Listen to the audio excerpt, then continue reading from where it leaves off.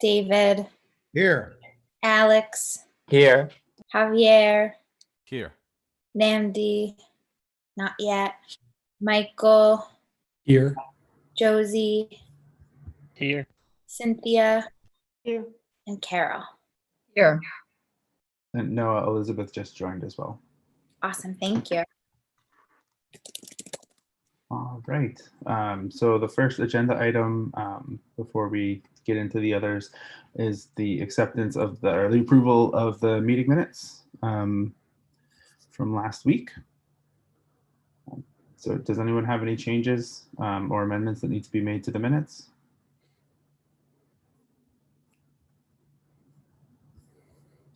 All right, then we'll go on to approve the minutes. Noah, can you give us a call again? Yes. Lois? Here. Elizabeth? I think Elizabeth is still connecting to audio. Oh, okay, I'll circle back. Booker, Yes. Dan, Yes. Nick, Yes. David, Yes. Alex, Yes. Javier, Yes. Michael, Yes. Josie, Yes. Cynthia, Yes. Carol. Yes. Awesome. And then Elizabeth? Yes. Awesome. Thank you.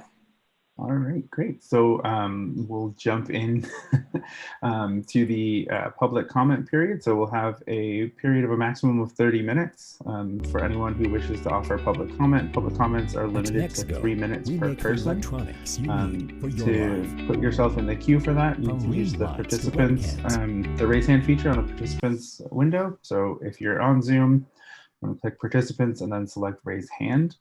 It'll put you in the queue and I'll call on you to unmute. And that's when the time will start for your comment. And it looks like the first person is phone number 582-7081.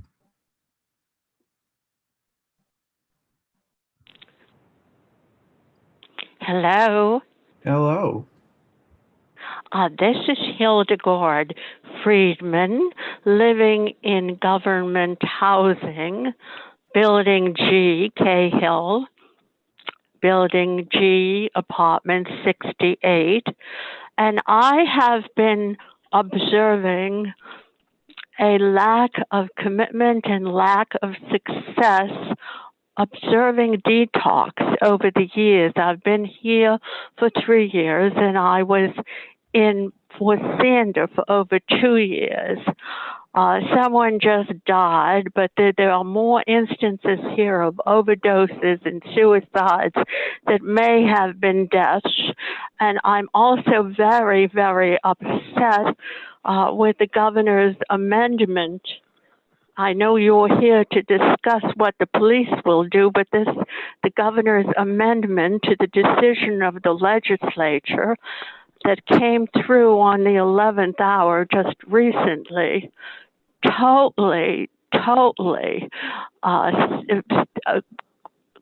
weakened the core racial justice provisions and pleased, I'm sure, all the unions that were upset, and it totally zeroed out on police accommodations, police accountability, the use of force, and common sense regulations. So I am more than upset. I intend to do things about this and work, I believe, with Booker Bush, who I believe has accepted bringing me in as a public speaker on opiates sometime in January or later. I thank you so very much. My phone is 413-582-7081. I did the Harvard Law Program on negotiation in 1996. Thank you. All right, thank you very much. So we're looking through here. Does anyone else have any other public comments? Richard And then Ed, I see you raising your hand as well.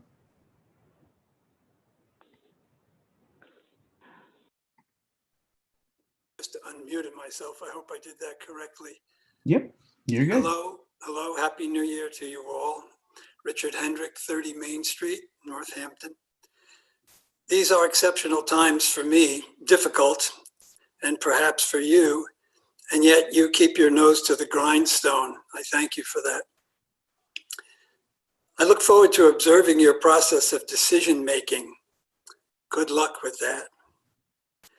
Yes, I can see where the cart can be seen to be before the horse, and that you may well be served by pausing and exploring your values. Good luck with that. December 23rd, less than 2 weeks ago, Ohio police officer kills black man while body camera wasn't on, the mayor says. It goes on and on and on, a biased comment I know on my part. Like the senseless shootings that have gone on and on over the years, that perhaps I have become either numb or indifferent to. Can I become numb or indifferent to George Floyd? The Don Quixote was alive and well with me last night, tilting at windmills. Visions of the police building coming to a name change, the Department of Community Safety, and inside a sandbox with everyone concerned about safety in the community, playing, getting along, talking to one another, working it out, where the footprints of the police are soft and few.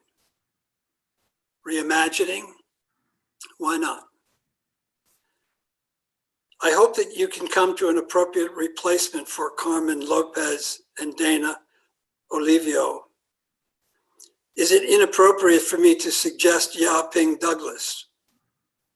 Better to ask for forgiveness than permission. Just a point of information, whether it's an hour as expressed on September 10 or 30 minutes as expressed on December 22nd, no one has been timed out of an opportunity to express a general comment. Thank you. Thank you very much. So the next person is Ed Olmsted and then Rye Buckley. Thank you. I want to thank the members of the commission for your continued hard work and commitment in identifying the best ways for the city of Northampton to respond to the needs of its residents and visitors. And appreciate your continuing this in the new year.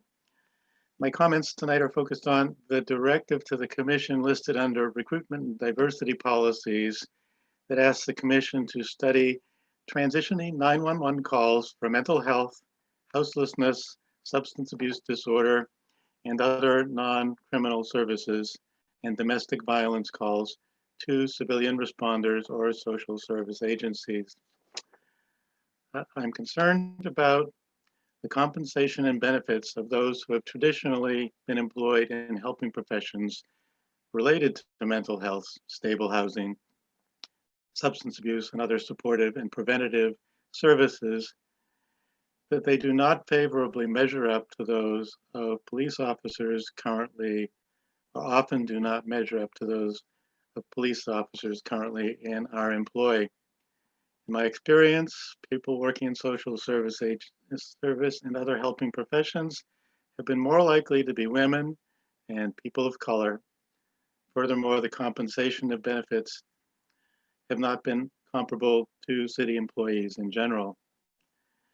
If we are going to formally or informally shift responsibilities from police departments to other people and agencies, their salaries and benefits should be comparable to those officers currently performing those services. This doesn't mean the same necessarily. However, I urge the commission to be mindful of the transition of any responsibilities and consider such factors as wages, benefits, health insurance, paid time off, disability compensation, shift differentials, stability of employment, workload, career advancement options, training and education options, attractive retirement plans, and bargaining power concerning their working environment. I know these considerations have not escaped the attention of the members of this commission. I'm here just to encourage you, your continued attention to this. Thank you.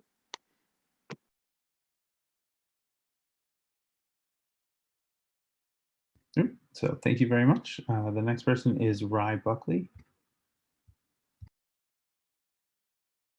Hello. Can you hear me? Yep, you're good to go. Thank you.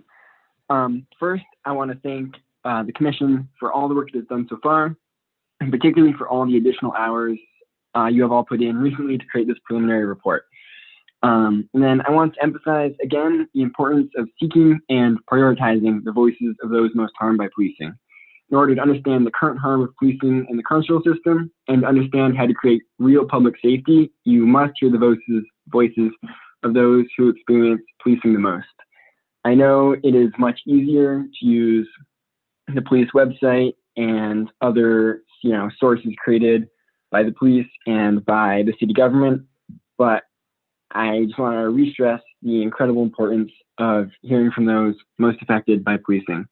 Thank you again for all you do, and I look forward to this meeting. All right, thank you very much. The next person is Robert Eastman.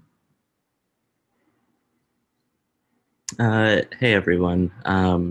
I just have a short comment. I haven't had a chance to read the draft that you sent out, but I have heard a little bit about it, and I just wanted to take a minute to remember why we're all here, which is that we were demanding justice for Black lives who are murdered at the hands of police every day in our country. And I think it's just important to remember that as we get into the nitty-gritty of addressing specific problems in Northampton.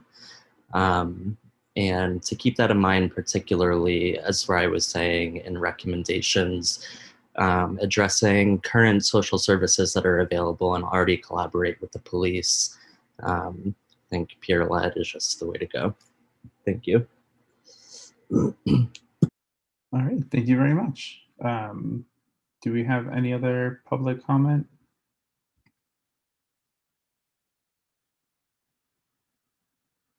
All right, so I'm not seeing any. So what we'll do now is move on to our next agenda item, which is a presentation and question and answer with Rachel Brownberg. Just to introduce her for everyone, Rachel is a co-founder of the Reach Out Response Network and the Canadian National Coordinator of the International Mobile Services Association. She collaborates with a network of service providers to connect individuals across Canada and the US who are building civilian-led mobile crisis services in their communities. Rachel is also a co-founder of the International Mobile Services Association, which is an emerging binational group with the purposes of researching, assessing, and identifying best practice models of mobile response services that support or are alternatives to traditional 911 emergency services.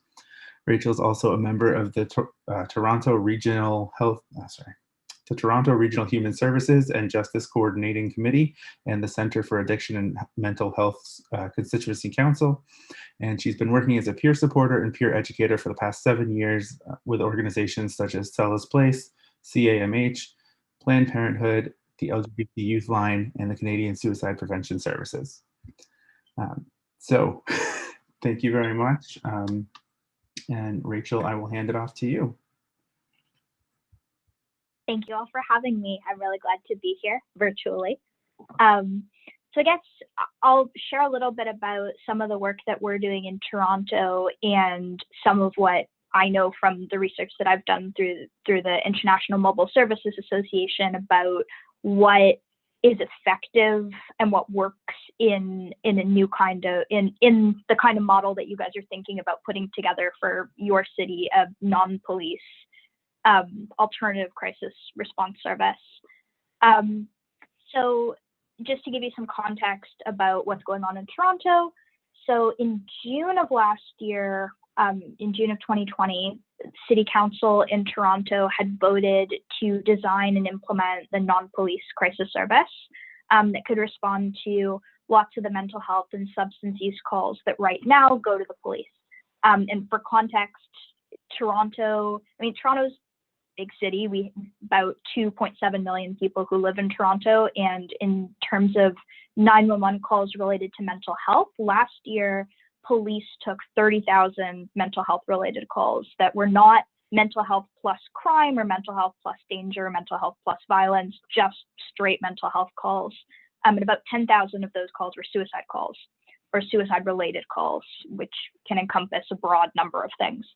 And, because of those numbers and because of some recent deaths of people in mental health crisis during interactions with police in Canada, City Council in Toronto felt like this was a moment to do something about this problem, and they really quickly became invested in designing and developing an alternative service. And my organization, we've been doing a lot of work and research to learn about different crisis response models for about 2 years prior to City Council voting on this. So when they voted yes, we were really in a position to step in and be like, hey, we have a lot of the information that you're looking for that's really going to help you in developing this kind of model. So we signed a contract with the city. We shared a whole bunch of research with them. We connected them with lots of other cities doing similar things in Canada and the US. And we did a whole bunch of community engagement. We did, over 3 months, we did 18 town halls, 2 large surveys, and about 150 individual interviews and key informant interviews to really hear from the community what they wanted to see in this new service. We talked to lots of different people. We talked with service users. We talked with mental health workers. We talked with family members of people with mental health challenges. We talked with Black folks, Indigenous folks, deaf folks, autistic folks, high school students, people with developmental disabilities, all the groups that we identified who would be most impacted by this new kind of service. And what we heard from the community was actually pretty aligned with the best practices that we've seen in lots of other cities. And we put together a 92-page report that was very intense to write. As the person who wrote it, it was very intense, just explaining what we'd heard from the community and what we'd seen in the research. And basically in that report, we recommended that Toronto develop a service staffed exclusively by mental health clinicians and peer support workers from the communities they serve. We recommended that the service be accessible via 911 dispatch directly, rather than people needing to call a separate number. And we recommended that the service would be available 24/7 across the city with immediate response times. 911 dispatch integration is something that we've seen most cities that have effective models. They have integrated the service just the same way as police and EMS and fire can be dispatched through 911. You would want this new service to be able to be directly dispatched as well, just because 911 is often the number that people know to call when, people are trained from a very young age. When any kind of crisis is happening, 911 is the number to call. And what we also know from the research is that the majority of the time when a 911 call is being made about a mental health crisis, it's not actually the person in crisis calling themselves. It's often, about 30% of the time, it's a family member or friend who's calling. Another 30% of the time, it's a service provider calling. And a lot of the time, it's just like a bystander, just someone on the street who sees something happening. They don't know the person. They're just thinking, oh, there's something wrong. Let's call 911. And having a separate number that's like, call this number if someone's in a mental health crisis, that really relies on your average person being able to identify what is a mental health crisis versus what is not. And your average person is not very good at that. So our recommendation was for 911 integration. And what we've seen internationally is that there are a lot of cities that either have this model or are in the process of building this model, and it seems to work quite effectively. So from our research, we've identified probably a few dozen cities that either have an alternative crisis service for mental health calls like the one that we are proposing. So that's one that is integrated into city services, not just like a mobile crisis center, distress center that's like a standalone service, but what we're really talking about is a crisis service that is non-police, but that is integrated into the city in some way, often via 911 dispatch. And there's been a lot of interest over the past year. A lot of cities that historically, like 3 years ago or 5 years ago, were not very interested in this topic, including Toronto, but also including a lot of US cities, have all of a sudden gotten quite interested because of number of deaths of people in crisis, or just generally deaths of people who have interacted with or during interactions with police.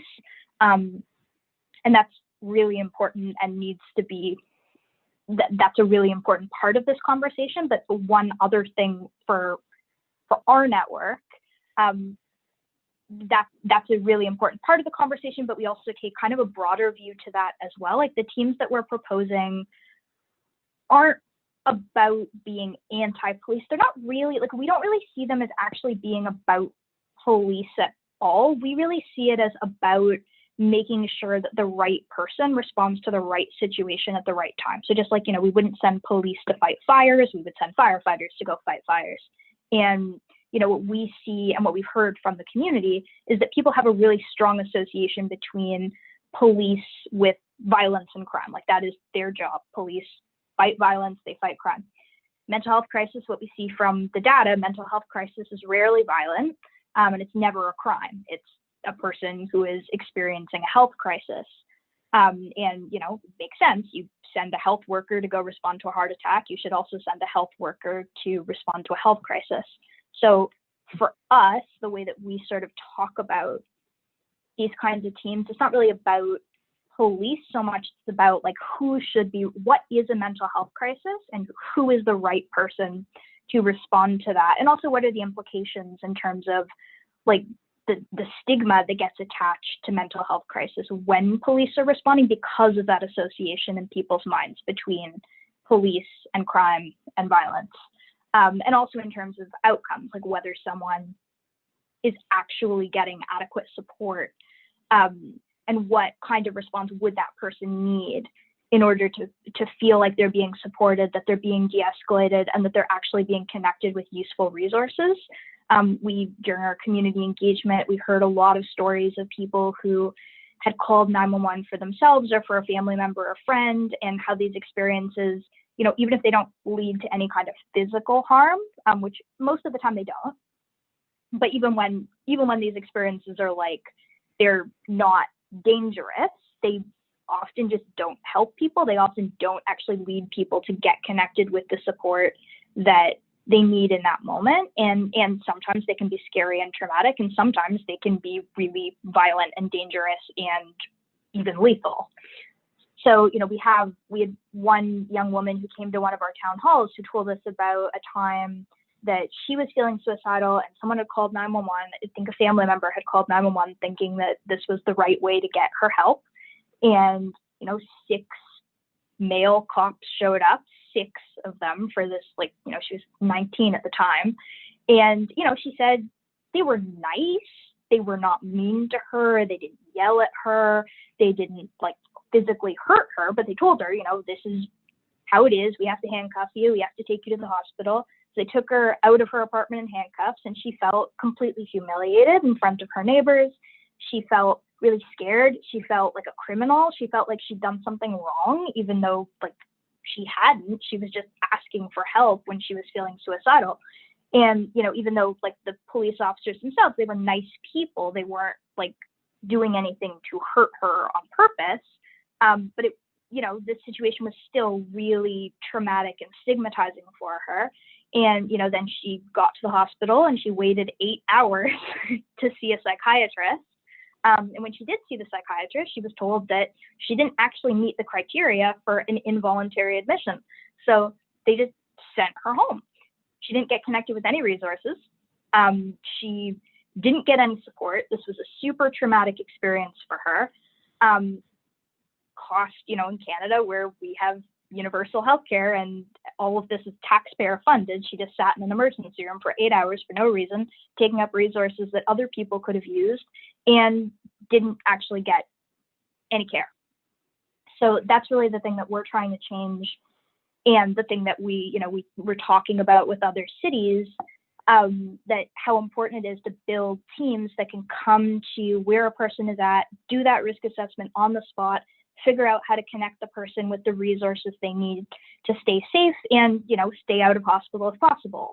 It's like sometimes a person needs to be in a hospital, but a lot of the time they don't. What we've seen from data from the hospitals in Toronto is that, about between 80 and 90% of the time when someone is presenting for a mental health related situation at the emergency room, they're actually not admitted. They don't meet criteria for admission.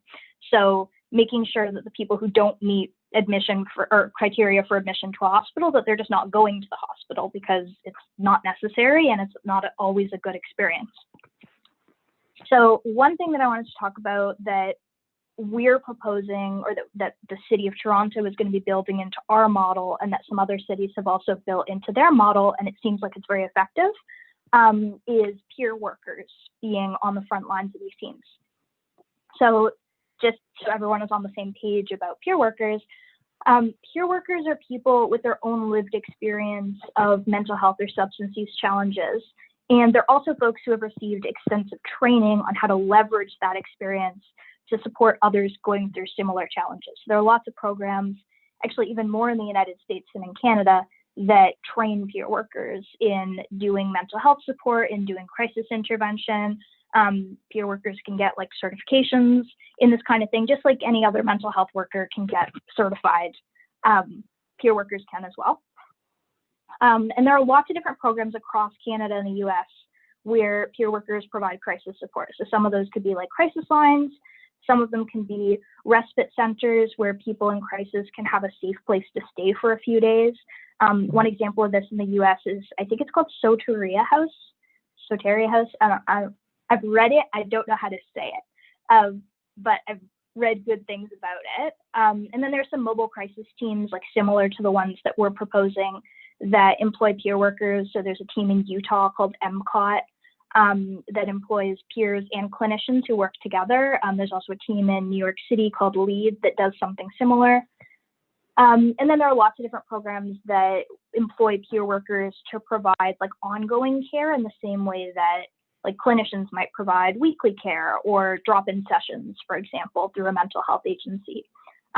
One really good example that I don't have like tons of time to talk about today, but that you can look up if you're interested, is the Parachute program in New York City. They employ peers to do a whole bunch of stuff. It's a really good program. You should Google it. But so peer workers can do a lot of the same things that mental health clinicians can do. They can do like active listening. They can do risk assessments. They can do crisis intervention. I've worked as a peer worker for a number of years. I've also done other types of mental health work, but when I was a peer worker, I would talk to people who are suicidal and I would support them with that. So peer workers can do those kinds of things, but peer workers also bring some additional like added value to the teams that they work on. And there are a few different unique things about peer work. One of them is just that peer workers tend to provide high quality care when you have peer workers who are well trained in how to leverage their lived experience to support people. Peer workers who have been through something themselves, that really gives them a strong intuitive sense of how to support someone else and what is going to be helpful for this person in crisis and how this person in crisis might be feeling and what they might need.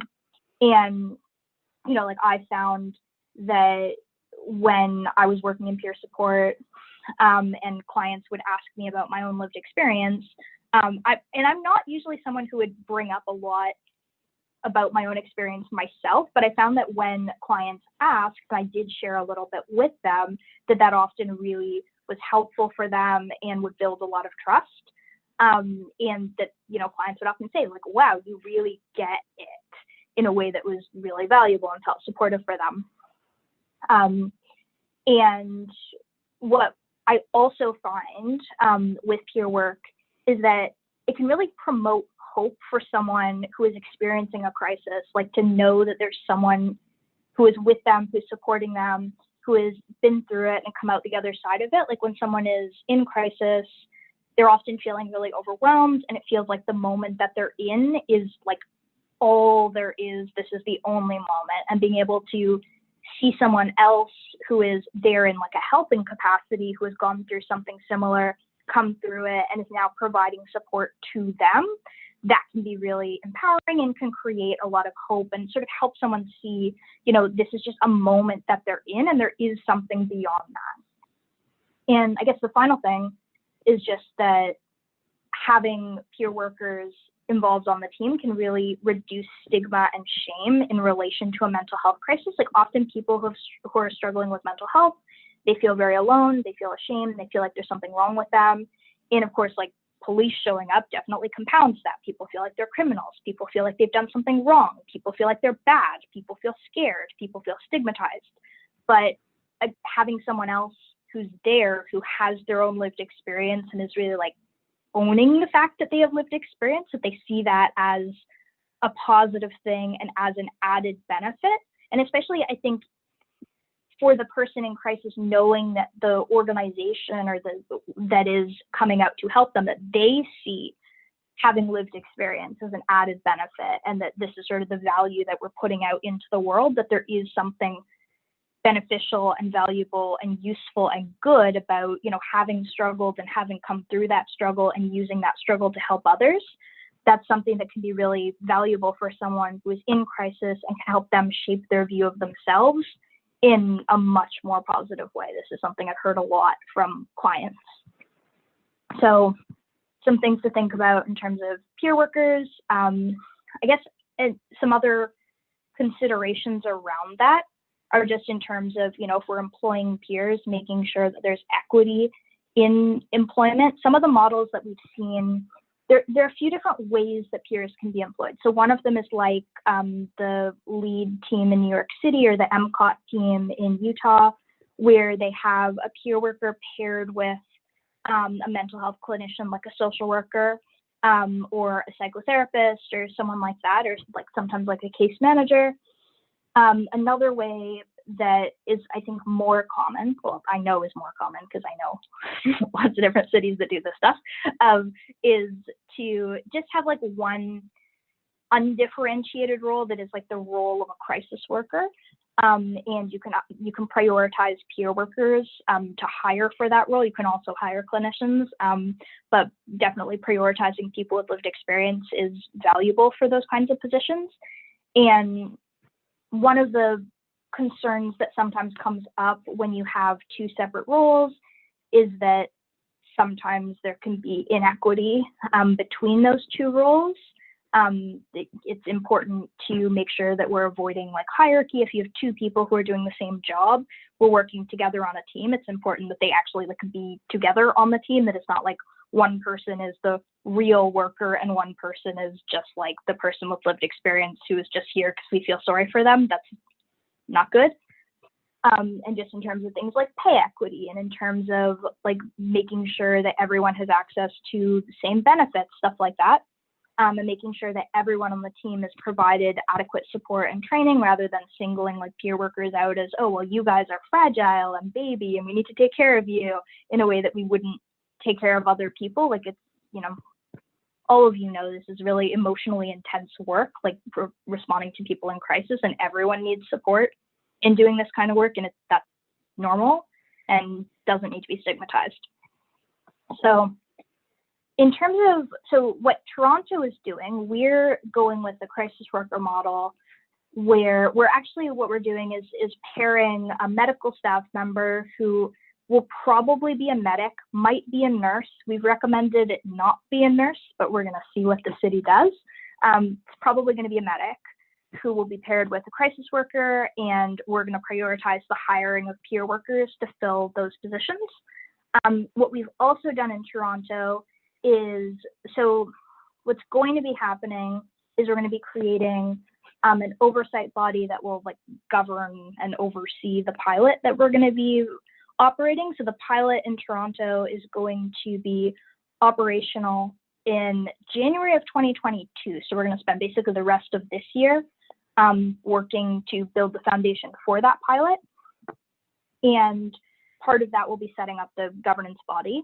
And the governance body is going to be made up of at least 51% people with lived experience, or people who have struggled with their own mental health challenges.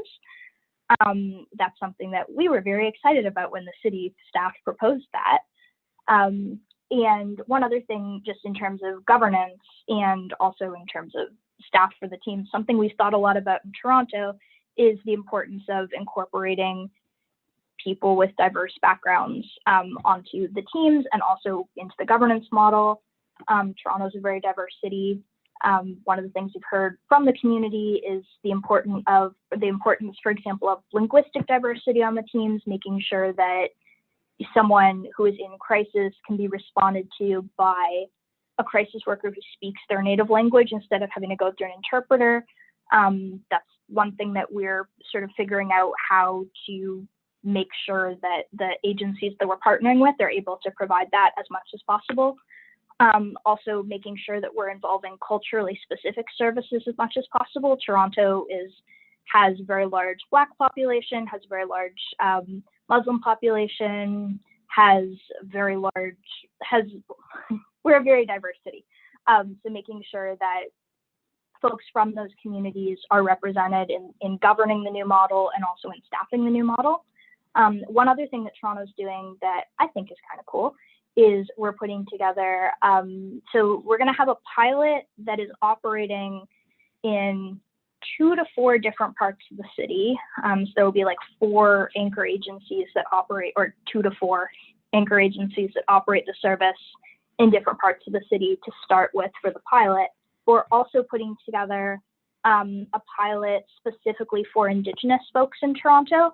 And that will be made up, like the governance body will be entirely Indigenous, the staff will be entirely Indigenous, it will serve only Indigenous folks, there will be an Indigenous evaluation team, and that's something that is also really important in terms of making sure that the service that is being provided is culturally relevant to the people that it's serving. And another thing to note just on that is the importance that like any team that is being built in any city, like I've worked with and talked to and engaged with lots of different cities across Canada and the US, some really big cities, some really small towns. And the team is going to look different depending on where it is.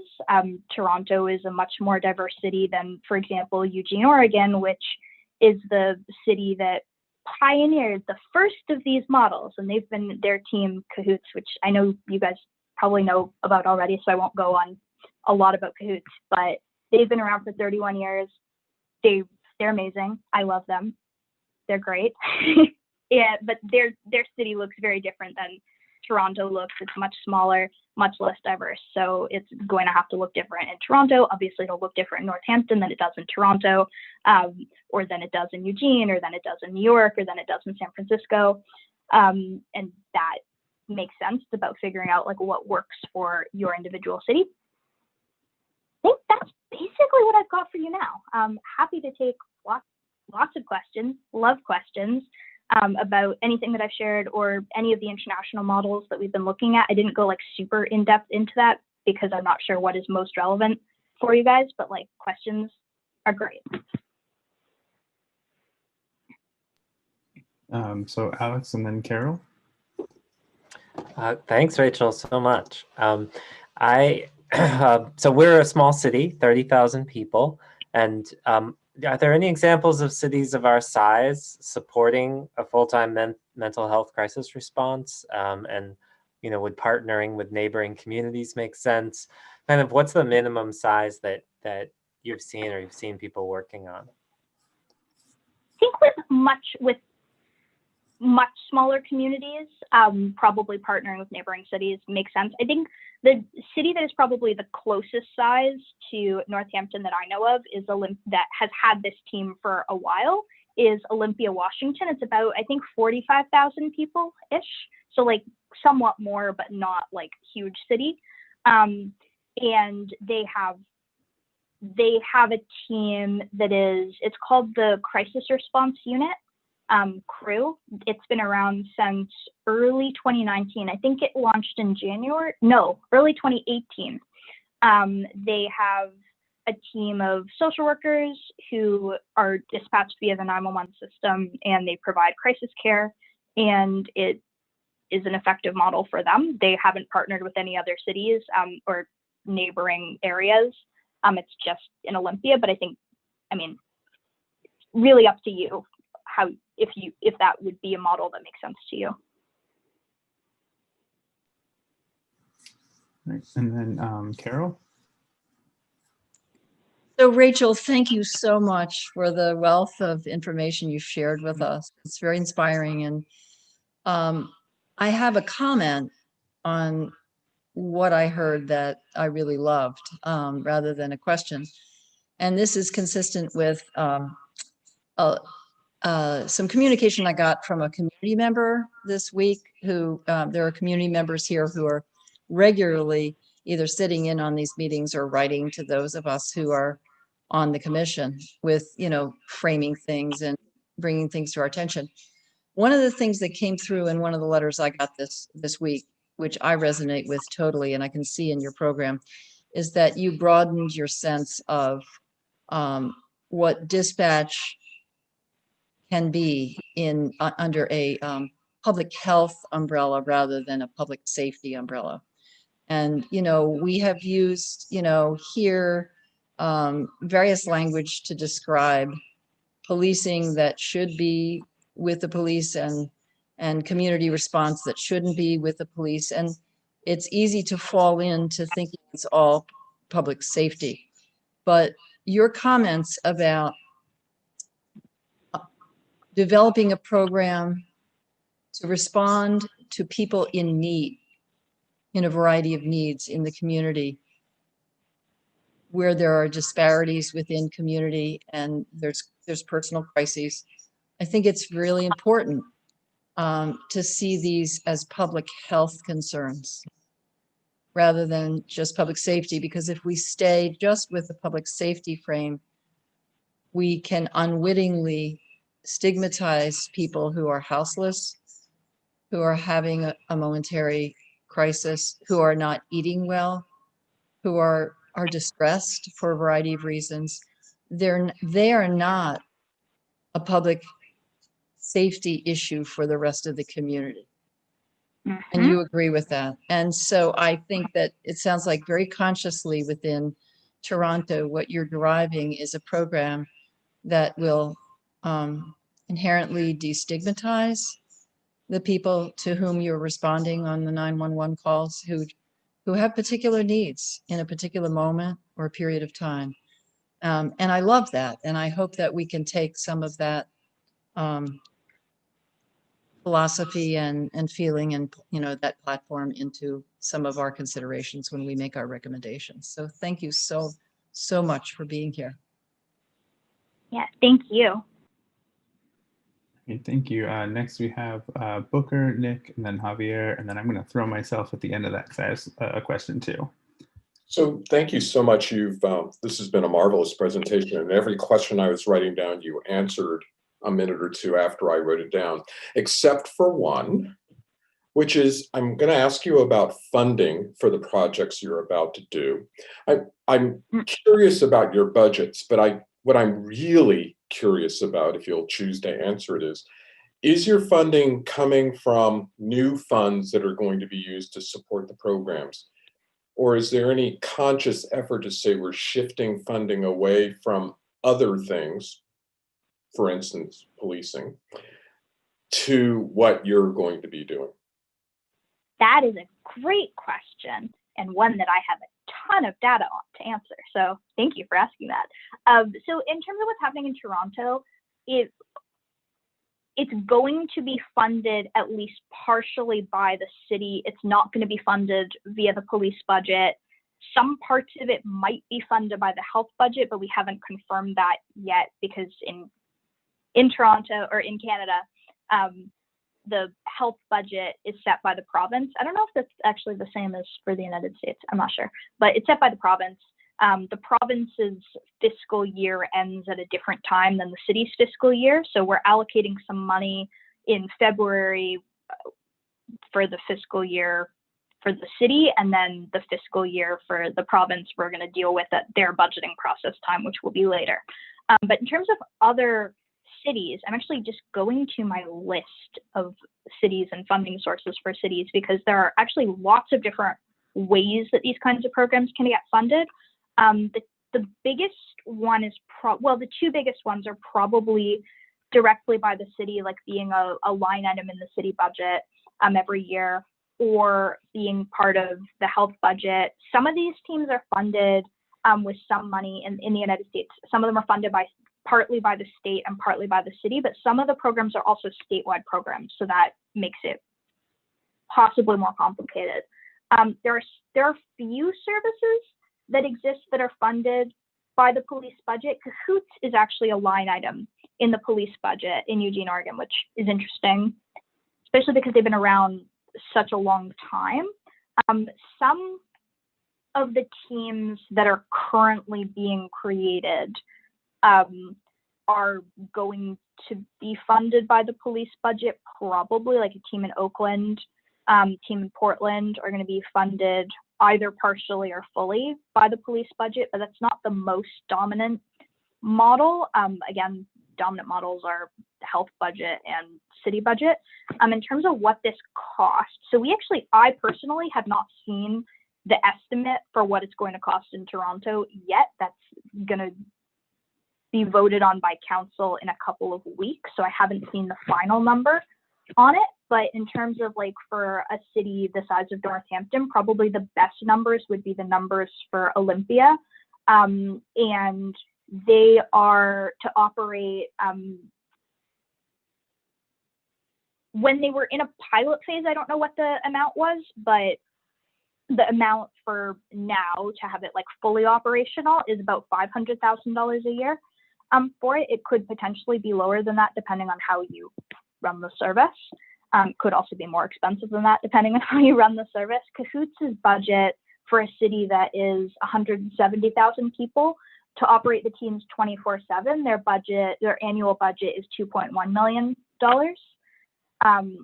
So it's probably in that range that we're looking at. And the way that Olympia actually funds their team is actually different than most other cities. What Olympia did was they had a public safety levy that was voted on, and a lot of so the money is a 0.1% sales tax that completely funds the team, and voters voted on it. Personally, if we could get that to happen in Toronto, that would be my favorite model, but they are unique in doing that. I haven't seen anywhere else where it was funded by a new tax, but we'll see. And then there are some cities that are currently being built, so say like Albuquerque's team, they are diverting money from existing, I think 5 different existing city departments to cover their new team, including police, but also including fire, ambulance, 2 other departments that I don't remember. So taking existing sources of money to put into the new team, but Toronto is just adding more money, not existing money. Does that answer your question? That was a long answer. A lot of information. All right, thank you. So we'll do Nick and then Javier. Rachel, thank you very much. This was really very interesting and very informative. And you're giving us a picture of the variety of approaches and the different ways that cities have to adapt it to their own unique needs. One of the questions that I have is about the training, and I am familiar with peer programs. We have some excellent peer programs in Western Massachusetts, and the recovery learning community is widely known for being very innovative. My question is, a peer being in a first responder role, do you have, is the training, what kind of extra training do you build in, or is it different that they're in a first responder role? Does that change things, or and how do you train them so that they feel prepared and equipped for this kind of responsiveness, or do you feel that it's not that specific to being a first responder? I actually think it's more specific to being a first responder than it is to being a peer first responder. Like what we've seen, for example, Cahoots, they provide super intensive training to all their staff. Their staff do 500 hours of training, including like field work training, like shadowing training.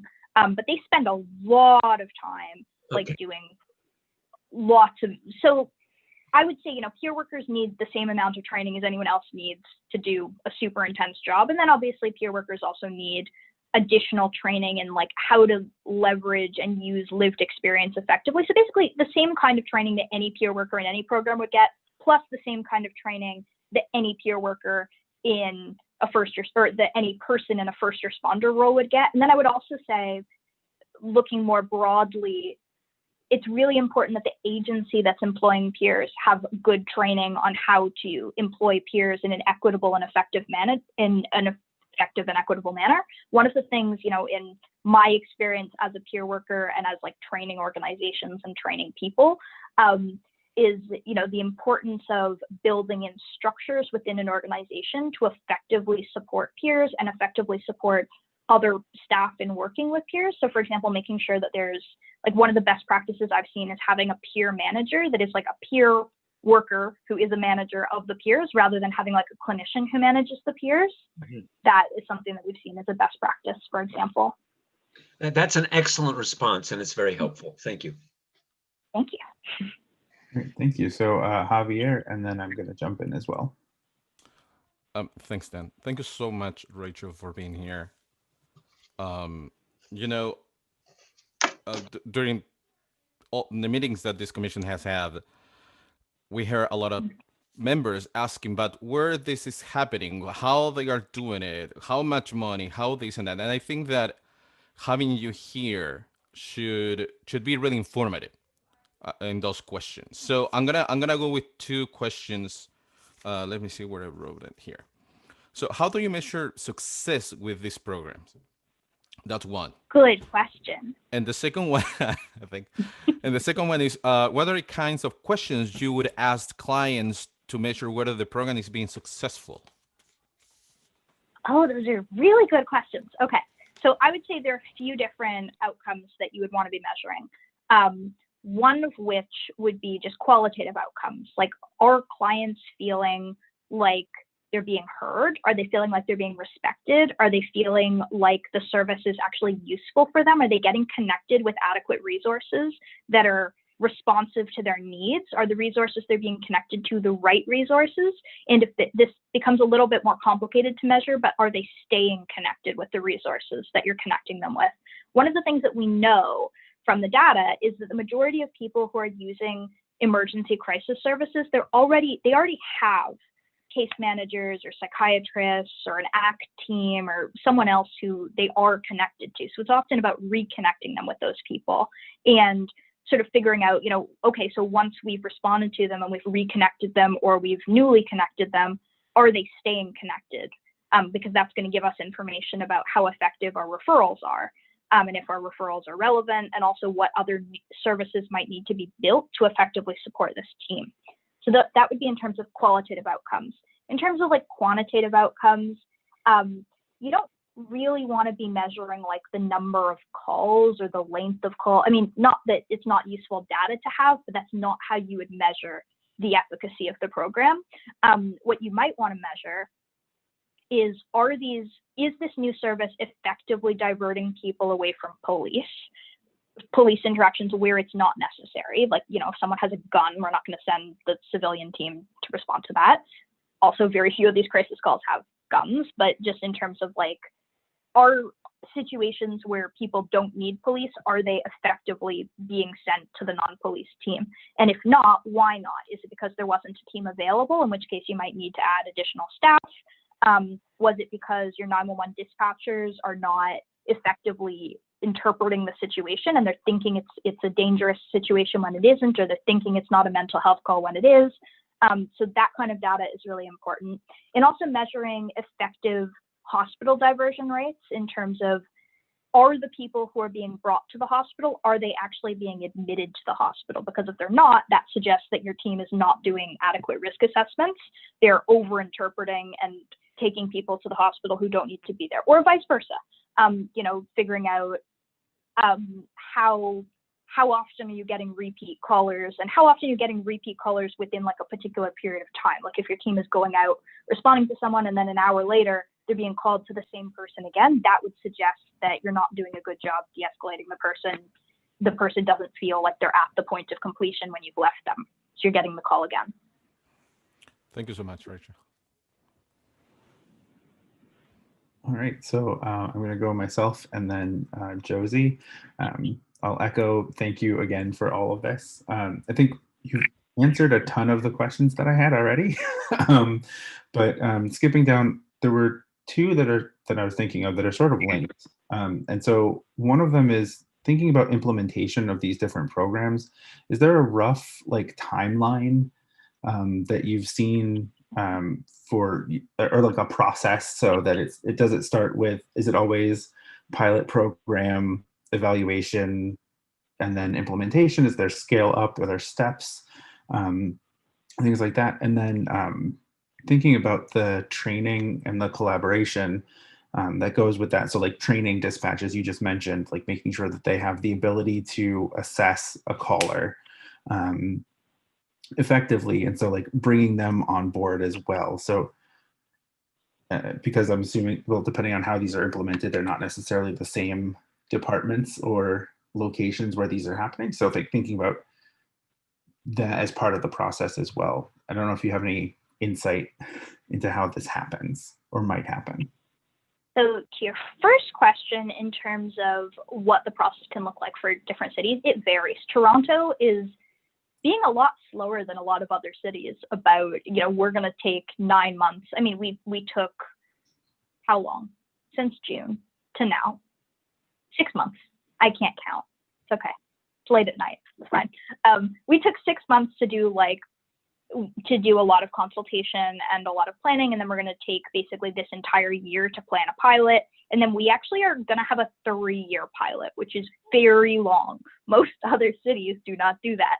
Some cities take a year. Some cities have taken a couple of years, but that typically hasn't been because it actually takes that long, but just because that's how long it took to get the buy-in. Like Portland and Oakland, for example, have been working 2018, maybe, on this, and they're going to be launching this year. Denver was also working for, I think, 2 years before they launched their team. But a lot of cities right now are doing it a lot more quickly. So New York City, for example, there's been a lot of work in New York City that's been done previously, but the city itself or city staff weren't super interested until November of last year, and then they voted, and they're going to have a pilot set up by February. And that's a large city. That's larger than Toronto. So they're doing it way quicker.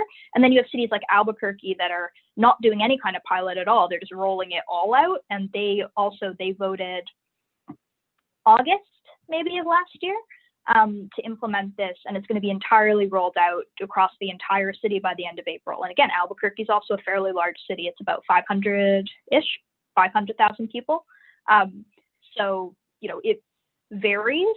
It seems like a lot of places want to run pilots. The best practice is to run a pilot in multiple parts of the city. But again, for like a smaller town like Olympia, I think they just did a pilot across the entire city of Olympia, especially because Olympia, Washington has a fairly small downtown area where a lot of these calls are coming from, that the majority of their calls are in a very small geographic area.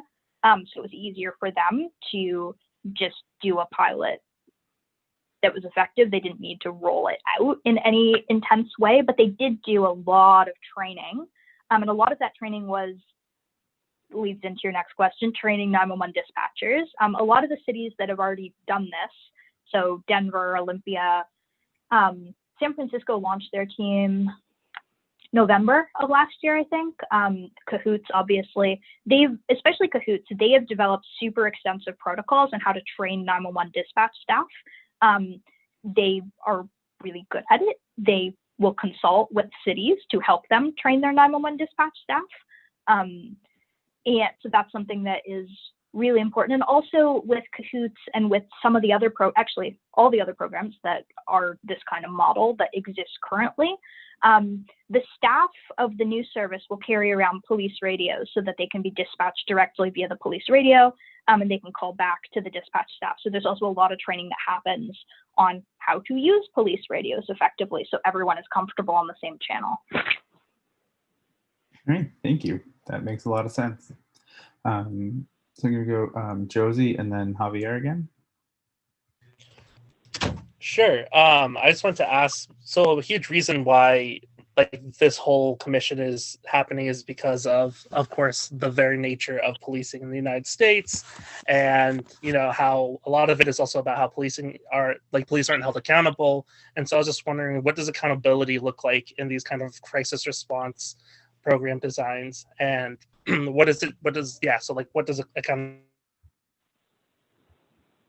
Yeah, so definitely making sure that the model is built by and for the community that it's aiming to serve, making sure that folks with diverse backgrounds are not just like consulted, but are actually co-designing the service, and that particularly folks with lived experience and Black and Indigenous folks and other folks of color are on the governance, on the oversight committee for this kind of service, and are in leadership positions within the organization, and making sure that, you know, and like in Toronto, where we have our Indigenous pilot that is going to be specifically by and for Indigenous communities, that kind of thing is probably, I mean, obviously harder to replicate in a smaller community. Like, you don't necessarily have the bandwidth for like 5 different pilots for 5 different groups.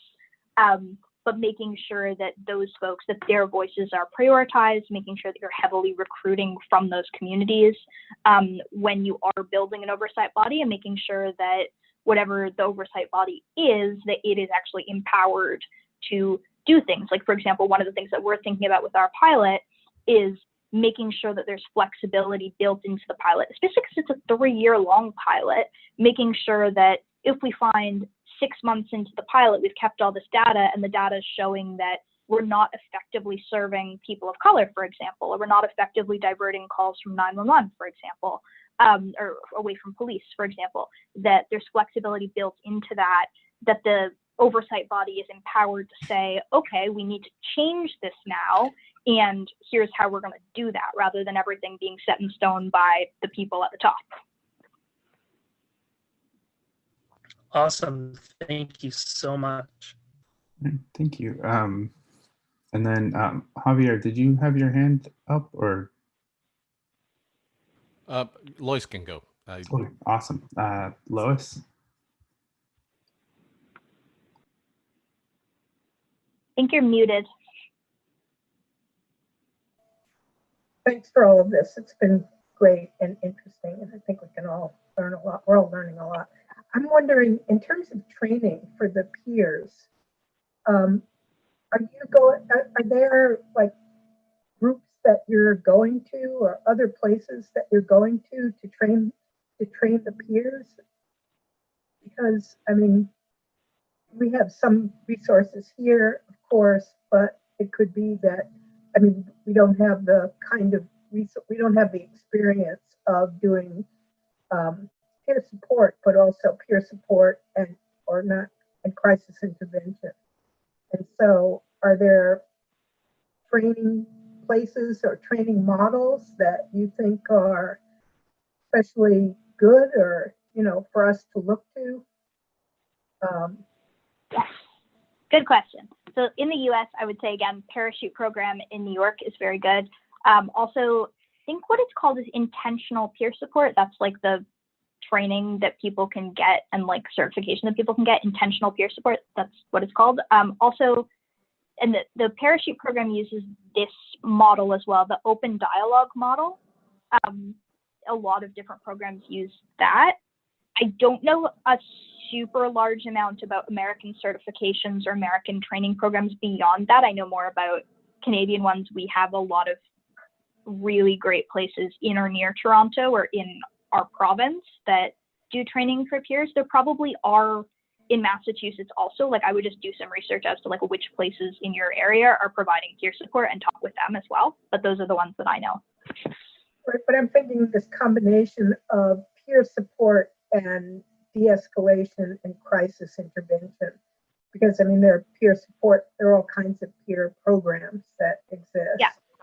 But it's this combination that I think is a different combination.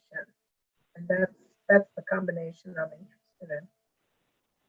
Yeah, so the programs that employ peers, like Cahoots, for example, 75% of their staff are people with lived experience, but they provide the same training for their peer worker crisis workers and their social worker crisis workers. So I wouldn't get super caught up on like, how do we train peers to do this kind of work versus how do we train clinicians to do this kind of work? I would say just look at, Cahoots has a really extensive, really good training program. They're happy to like consult with cities who want to learn how to provide this training to their own staff. So did, Denver, San Francisco. Also, so San Francisco, the model that they have chosen employs mental health clinicians and peer workers and medics. So I would connect, if you're interested, you or Dan or someone can send me an email after this, or I can maybe I'll just send Dan an email with the name of the organization that is employing the peer workers in San Francisco, and you can learn about the training that they do there, if that would be of interest. Yeah, I think that would be great. That would be great.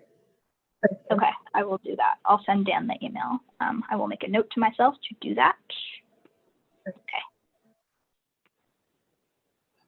All right. Javier? Yeah. So the last question, the question from Dan and from Lois, I think it's really important to be clear about the peer-led part of it and how important and relevant to that is, right? I mean, one of the things about Western Mass is that there are a lot of upper middle class white folks that they are going to tell you what you need. Even before you ask, they're going to tell you what you need. And that's something that I personally want to avoid at all costs. Paternalistic and making, infantilism of adults. It's really easy. And being honest with you, a lot of this sort of, well, I'm not going to say that better. But I do have two questions in relation to peer-led. Can you talk about what peer-led principles look like in practice? And how that does affect organizational design? That's such a good question. This is one of my favorite things to talk about, actually. This is great. So I would say in terms of peer support values, the values are basically about meeting someone where they're at and having an interaction that is one person to another. It's not coming from a paternalistic place of like, I know what's best for you, I'm going to tell you what to do. It's really from a place of respecting someone, respecting that they know what's best for them and helping them draw that out. So it comes from a place of, a strengths-based perspective and helping and recognizing, everyone has gotten to the place that they're at right now, like because of the things that they've experienced in their life, and they clearly have strengths and capacities and skills. That's how they've survived this long. So helping people find those strengths and capacities and skills. And I would say it's also really about respecting people's choices, respecting people's autonomy, and not coercing people, and not even like,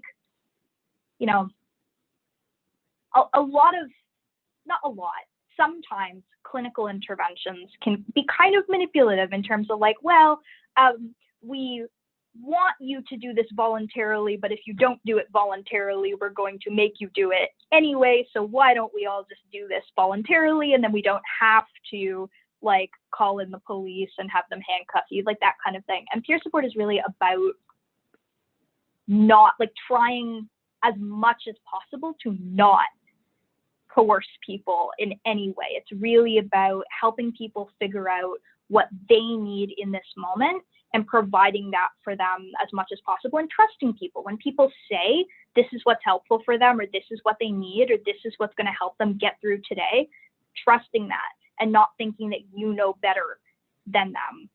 And I think that, you know, in terms of how those values impact an organization or how organizations can foster those values, I think a lot of the mental health care system, a lot of the mental health care system as it exists right now is not really about those values. It's about controlling people. It's about making people act in certain ways or not act in other ways. And I think that it's really important that, you know, within an organization, the values, it comes from the top. Peer workers can't do their best work when they're within an organization that is telling them to coerce and manipulate and disrespect their clients. Like, then you don't really have peer workers. You have people with lived experience who you are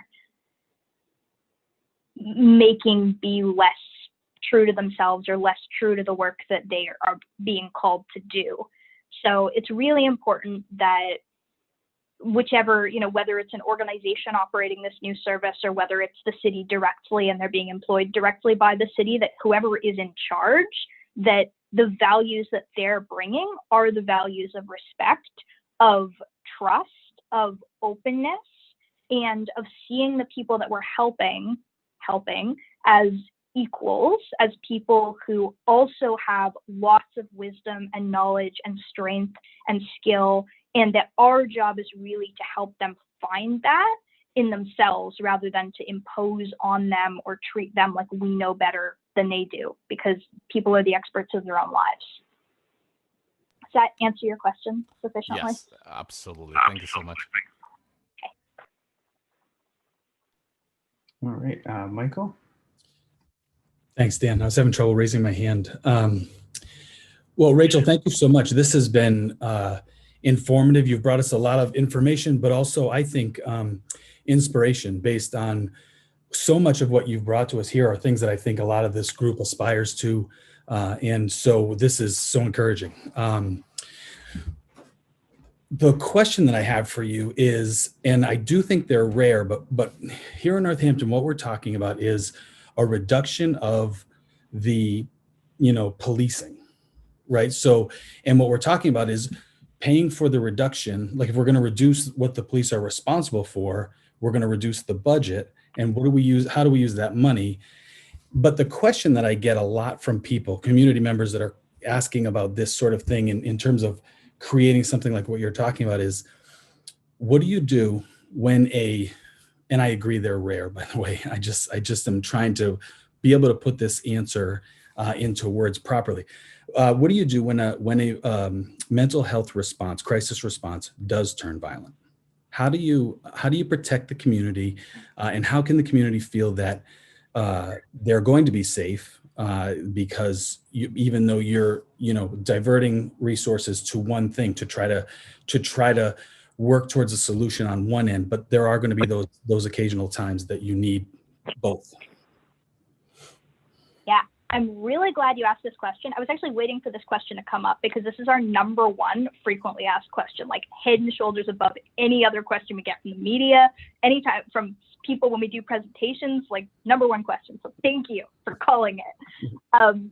Okay, so because this is our number one frequently asked question, I have some good data to share about how other cities do this.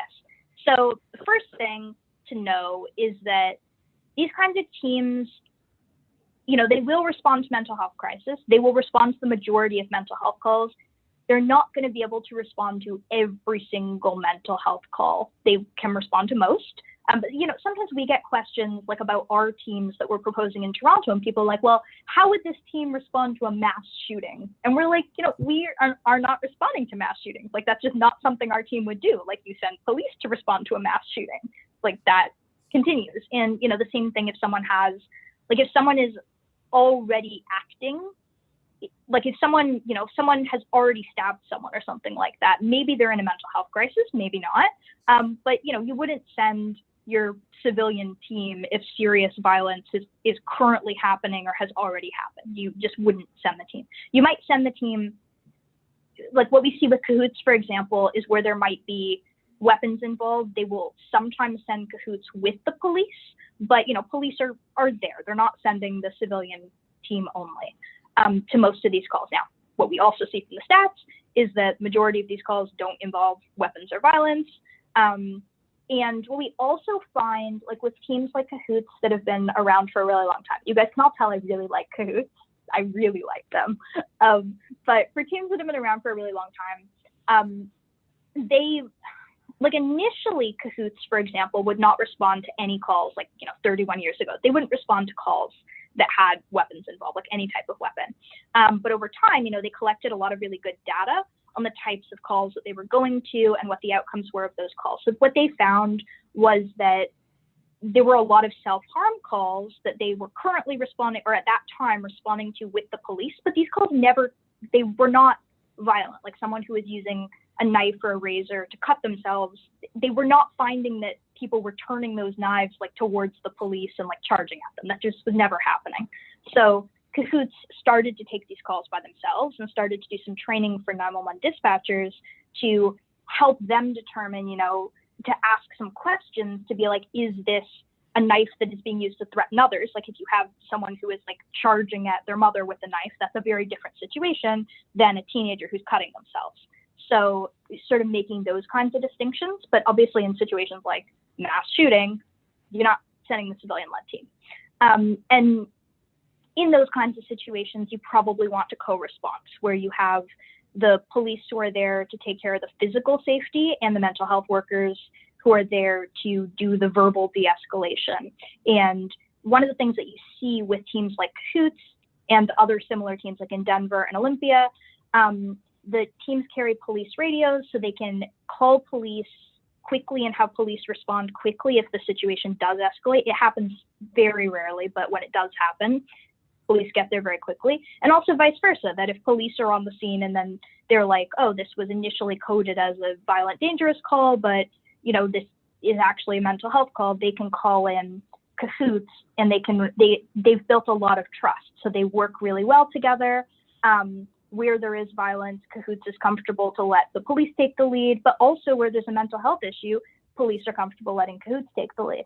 And then last thing I'll say about violence is just that we actually collected a whole bunch of data from the teams that exist currently, because this was something we kept hearing in Toronto about, just wait until the first person gets killed. So we actually called all of the teams that we know of that do this kind of work, which was a lot of teams. And we asked them, what are the rates of staff injuries or even injuries of clients on your teams? Are you finding that your staff are regularly being threatened or harmed or killed? And what we found was none of the teams, including Cahoots, which is, took 24,000 calls last year, has been around for 31 years. They've never had a death or serious injury of a staff member ever. It just hasn't happened. They have, minor injuries about once a year out of 24,000 calls. And what we heard from other teams was quite similar in terms of very never any serious injuries or deaths, just had never happened. And in terms of minor injuries, we talked with a team in the Bay Area that took 15,000 calls last year. They had 2, I think, minor injuries or 3 minor injuries, one of which was a client who spit at a staff member, one of which was a staff member who hurt her finger. I think she got it stuck in a door or something like that.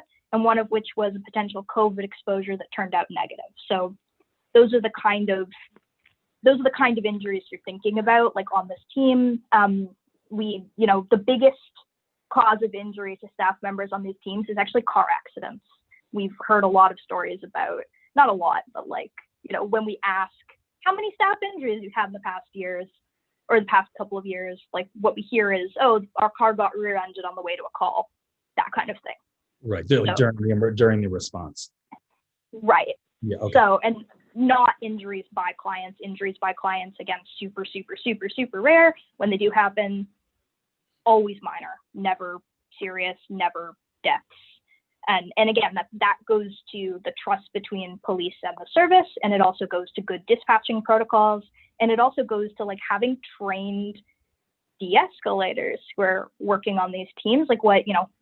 having worked in mental health for a while and often working with people who are really distressed and sometimes like very angry because of their distress, like if you're, I mean, I'm not saying this all the time, but very often, if you are like a calm presence who is genuinely there trying to help someone and they know that you're there trying to help them and you're not confining them or yelling at them or trying to control them, and you're just there being like, yeah, I know you're upset. I'm here to help you. What can I do to help you? Please tell me what you want and I'll try to do that for you. Like, people aren't just randomly attacking you. It does happen occasionally. It's very, very, very rarely. Awesome. Thank you so much. Thank you. And then Elizabeth. Thank you, Rachel. I just also wanted to thank you. I think you're the most perky, very just pleasant and just really amazing presenter that I think I've ever seen. So even this is a hard issue, you've been making me smile the entire time listening to you. So I thank you for that, and for the passion you clearly have for the work that you do it. Thank you for that. One of the questions I have is actually, the part where I was feeling a little bit, my optimism kind of turned a little bit, is when you actually did talk about that this great, wonderful team is not necessarily responding to all of the calls. And I was thinking about, again, what brings this commission here, what brings commissions across the country together to talk about alternatives to police is the bias that goes into dispatching certain calls, right? Where it's, there's a suspicious person, they may or may not have a weapon, they are a person of color, or they're a Black man. There are these types of things that just automatically switch to, this could potentially be a violent call. And the type of response that happens there versus what you're describing, where someone's approaching a scene with the intent to de-escalate, with the intent to, and the expertise and training to de-escalate and actually support and connect with services, whoever may need it when they arrive, or may not need it, but just be able to assess the situation. And I did put my optimism kind of turn a little bit, thinking, wow, I wish this type of response could actually happen to most calls. Like, I think most calls, regardless if it ends up being a mental health call, this type of approach could be so incredibly effective for most types of calls, I would think. And so I'm just wondering how what are your thoughts about it, and what have you seen in terms of effective response around dealing with that bias that may come in? Again, not necessarily a clear-cut mental health call, but there might be some other bias that comes in that may actually be really beneficial to this type of approach, and how you are training for and or accounting for an inherent bias when it comes to race. That is such a good question, and a problem we have thought a lot about and don't have, we have thoughts about it. We don't have a perfect answer for this question because it's something that we have talked a lot about and have been really concerned about. One answer to that question that is not perfect, but helps somewhat, is just with time, 911 dispatchers learn and get more familiar with how calls, with like Cahoots, for example. Initially, their scope was a lot narrower than their scope is now. Right now, Cahoots responds to the majority of calls that are just like suspicious person calls or like trespassing calls or things like that.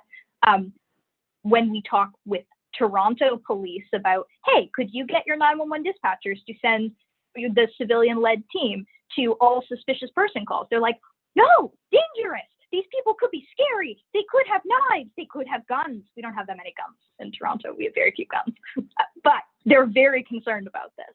Whereas, once you have a team that has sort of built trust within the community and 911 dispatchers are familiar with them and police are familiar with them, and you're collecting good data on the outcomes of the calls that they're being sent to, and you're seeing, hey, people are not being, like, random people are not like pulling guns out of their pockets and pointing them at your Cahoots workers. That just isn't happening. That's just never happened. That's a myth that people have. that builds the trust, but I mean, that doesn't solve your problem 100%. It solves a little bit of your problem over a long period of time. My other answer, and something that we've really proposed to our city staff in Toronto, is really changing the paradigm that 911 dispatchers are working within. So right now in Toronto, and I assume probably the same in Northampton as well, police are default. If there's any indication that there might be any need for police or any kind of safety risk, or even where, you know, there's just no information about whether it's a safety risk, the default is you send police, you send as many people as might potentially be needed and remove them as necessary, if necessary, or just leave them all there milling around doing nothing. That's the idea. What we want to do is really shift that and be like, we should only be sending police when there is a very clear safety issue that's happening. We don't just send police like preemptively in case a safety issue comes up. So what we've proposed to the city is that they make their 911 call dispatchers keep records on why they're sending a given call to the police. Like if you're sending it to the police, you have to fill out a form saying, here's why I sent it to the police. I sent it because I was afraid there might be violence. I sent it because there wasn't a civilian-led team available, so that we're collecting good data on where the biases might be. Because we know, you know, if, like my colleague Asante, who co-founded the Reach Out Response Network with me, he's a 6'4" Black man. I am a 5'0" white woman. If I'm walking around in public, talking to myself and wringing my hands or yelling or whatever it is that I might be doing, and someone decides, oh, there might be a crisis going on, they're likely to call and ask for an ambulance. They're not likely to call and say, this person is a violent threat and needs police. Whereas I know, and Asante has said this to me himself, like if he's walking around in public doing that kind of thing, like he's probably going to be called into the police as a safety threat. And that's why, you know, it's part of it is about training 911 dispatchers, but there's some, it's biases of the call maker as well. And that's a lot harder thing to deal with. So I think where we're at is, again, not a perfect answer, but it's just figuring out where the breakdown is happening, like being able to measure why are 911 dispatchers sending these calls to police, keeping that information to figure out where the point of intervention is, and also keeping data on outcomes. So where a call was sent to police because it was coded as potential violence, what % of the time did these calls actually result in violence? What % of the calls where a possible weapon was mentioned actually involve a weapon being found? So just keeping that information is going to be really helpful. Thank you so much. That's excellent.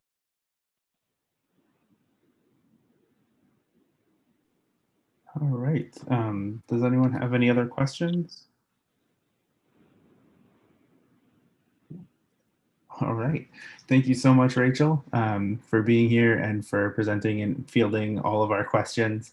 I will follow up to the commission with your email as well. Yes. And I've got a note for myself to go grab some of the articles that I've read about Parachute to send them along to, so everyone has them. But great. Thank you very much.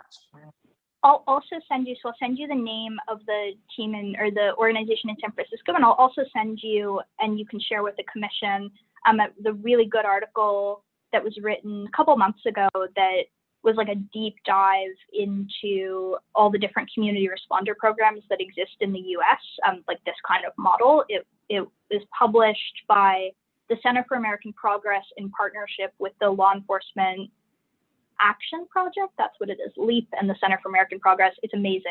I will send it, and you guys should all read it, and you will learn lots of stuff. I didn't write it, just to be clear. I'm just a fan. Thank you so much. Okay, thank you so much for having me also, and for asking such good questions. These are like great questions. Excellent, thank you.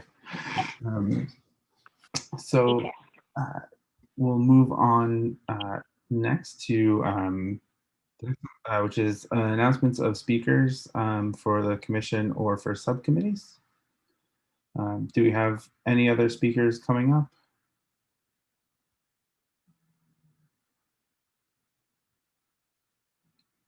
Okay. All right, so we don't have any coming up soon. The next item is the subcommittee updates and discussion of the preliminary. Oh, sorry, Lois. You're still muted, Lois. At one point, there was a discussion, or at least the name of Elisa Klein came up in terms of somebody that might be useful for us to hear from about responses to domestic violence. And I don't know what happened to that. Yep, it just hasn't been scheduled yet. If we're thinking about people, I just wanted to bring her name up again for the commission, not necessarily for some committee or other. Okay. Yeah. I've reached out to Elisa a few times. I can reach out again specifically about presenting to the entire commission to see if she's interested in that. So we'll get that scheduled. But that also sort of leads us into the updates from the outreach or community outreach subcommittee that we will get to as well.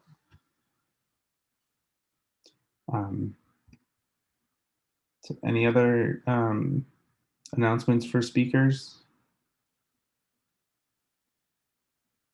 All right, so what we'll do is move into the subcommittee updates and the discussion of the preliminary report. I do want to make one note here is that the Alternatives to Policing Subcommittee was unable to meet yesterday. So during their update, they'll also be working through their draft a little bit as well to make sure that it's ready. So do you have anyone that wants to kick it off to present for their subcommittees? Javier? I can go ahead, having in mind that the outreach subcommittee is going to be quick. So we met before the holidays, and the committee is me, Dan, and Carol. We have a pretty lively discussion about ways of outreach and how we're going to approach it. We are going to move, so we're meeting January 11th, next Monday. Carol sent me a first draft of a one-pager that we're going to try to workshop on Monday all together, which is going to be sort of the baseline, the starting baseline for anybody who wants to do outreach. That means that if anybody in the full commission wants to go and do outreach by themselves, they would have to use that one-pager. And, you know, the reason is obvious. We want a baseline, so we get a sort of a good sample and a balanced sample of what we're looking for. And also we're talking in relationship to asking questions as such as what people think they would make them safer, rather than just focusing in a specific incidents. And if I'm missing anything, Carol, then feel free to jump in. So I think that's all. Mm-hmm. Yes, also Javier's idea was having a one-pager that anyone on the commission who was going out to do outreach interviews could use, so that we have the consistency. And there's elements in it of what some people may recognize as a consent form. You know, it tells people what our intentions are, what it is that we're looking for, what kind of information we'd like to have. It gives people the right to set boundaries about what they say. It gives people the right to drop out or contact us later and say, you know, I think I divulged too much. I'm uncomfortable. I want you not to use my testimony. You know, that kind of standard consent form. So, you know, as Javier says, this is just a draft. We're going to go through it next week and refine it and make it available to the larger commission. The one thing I would add to that is also that this is something that we can share with different organizations as well. So one of the things is that if we're relying on organizations or institutions that already exist within the community, or individuals who are, you know, very networked into these sort of marginalized groups that are hard to reach otherwise, that they'll also have that same information and understand the policies that we're looking for. So in terms of protecting people and giving them the ability to control what what they're saying and how that's preserved. But our intention is to make sure that the comments that are offered are distributed and maintained in a way that's public as well, so that this doesn't just get buried and it's not necessarily someone who's sort of aggregating different experiences, that we want the same equitable experience as people who are able to come to the meetings and speak for themselves. We want to give other people the ability to have that same voice in this as well. And Carol? Yeah, one more thing connected with that. We did discuss briefly, and I guess we'll continue to discuss this, that we're talking small town here, we're not Toronto. So that if we have people who are willing to talk with us, who have been living sort of in the shadows and have had, particularly dramatic experiences with the police, though we may want to guarantee anonymity in some cases, if that's what people want, there may be the possibility of recognition. Because this data that we bring back from these interviews is going to be shared with the commission and is going to be stored. It may be stored anonymously by a number rather than name, but that we need to talk about this more and maybe get input from everyone on the commission about doing this kind of work essentially in a small town as opposed to a large city. Yeah, and it's related to, we don't have the amount of incidents that Boston, Springfield, or New York would have. So if somebody comes forward with a specific incident, that would be really easy for a police officer or anybody in the community to working on this to figure out who the person was. So we want to address that. And with that, that's a reminder for me to say that we're meeting next week, next Monday from 7 to 9:30. Everybody is invited. Hopefully the feedback that Carol just mentioned coming from the commission, it's from commissioners attending that meeting, because honestly we want to move really as soon as we can with this one pager, because we want to start just today doing this. Thanks.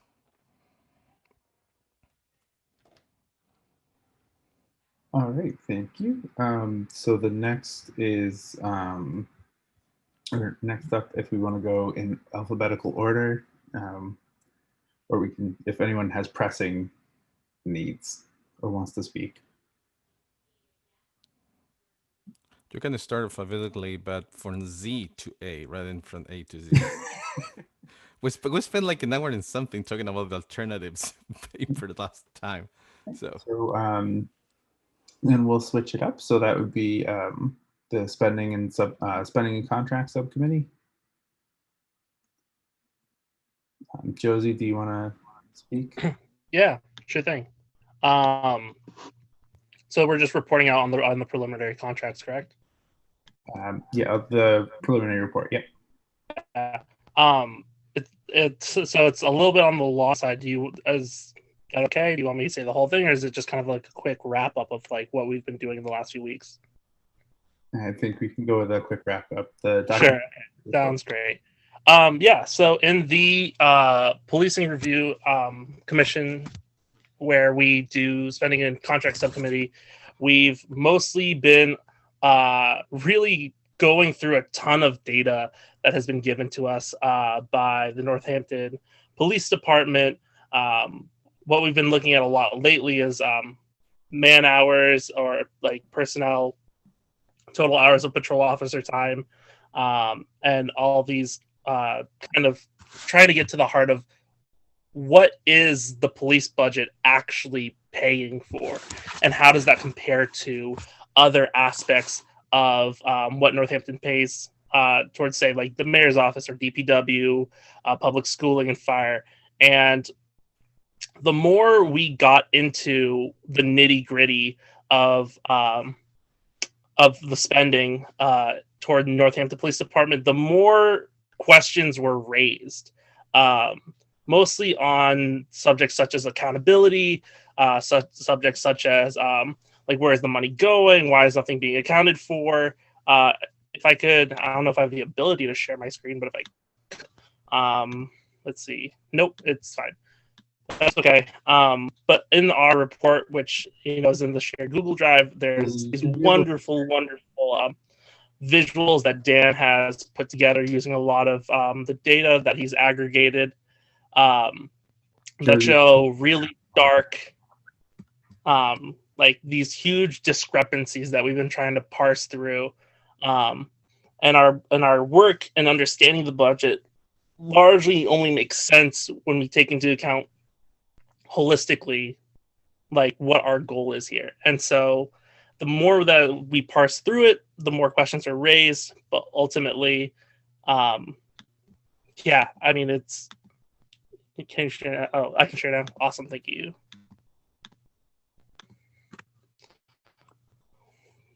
Awesome. Okay. So here's some of the wonderful visuals that Dan has spent a lot of time putting together by aggregating a lot of the data, such as Northampton City employees with gross incomes over 85%. We see that 32.7% of them are to police officers and people in high policing positions. Very little of it is toward public schools or fire rescue, DPW, mayor's office. Now, some of these make sense, of course, but a huge portion of them, obviously goes to policing. Then we also have 20 highest paid city employees by gross income and department. And again, we see policing taking up a huge portion of the employees in Northampton who are the highest paid. And so we see mounds of money being poured into this system, and it begs a lot of questions, especially when we take into account total patrol officer time, which we were told the systems that they use at the police department aren't capable of accurately cataloging what police officers do at their time. I know it's very difficult to see, but some of the largest slices are at 0.5% motor vehicle stops, at 0.3% traffic enforcement radar, and then over here we have 96.8% of patrol office time is just unaccounted for. And when we parse through this data, it was really start to think of the fact that over the course of 10 years, the police department has asked for budget increases year over year over year over year. And year over year, the city of Northampton continues to put money into the hands of white supremacist kind of institute that is the police department, and largely unaccounted for. When I see this chart in particular, my blood boils in knowing that we continue to fund policing and increase the budget on policing without question, and without really asking, where are the results? What are the results of policing? Are they beneficial? And it really takes a lot to kind of parse through.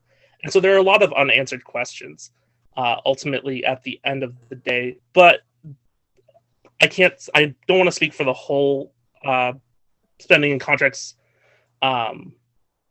subcommittee, but I will speak for myself when I say when we are going over the last few weeks as we've been going through this data and as we continue to ask questions, it really makes me wonder if it would not just be better to scrap the police department wholesale and start new with institutions that can be held accountable, where spending can be accounted for, where we can get at the very least understand where all of this money is going in terms of what is actually being done for the community, and maybe work toward reallocating a lot of those funds to these kind of organizations that have proven to work and have proven time and time again that are beneficial for actually protecting our BIPOC and queer communities here in Northampton, and hopefully get them to be able to use the social services that so many people, the people who are using them, I don't know how to put that in words, sorry, but really be able to serve these communities properly because they are paying into it. I mean, that's what tax dollars are. But yeah, sorry if that was really long-winded and wordy. Is there anything anyone else on this subcommittee would like to say or add to in terms of what I might have missed? Yeah, I do. First I just want to say that this is on the, I mean, everybody received this, I hope, today, so you can look at it in more detail than now. But one of the things that we mentioned in the beginning, again, is that the 10% that was taken from the police department budget, that none of that money has been spent on any of the things that I believe, and I think probably 90% of the people who testified believed, and even the council believed when they voted for the reduction, would go to. And so that money is, other than about 300,000, is still sitting there since June. At the same time that people are unhoused, at the same time that there's no warming center, at the same time as people on the street are being harassed for being on the street.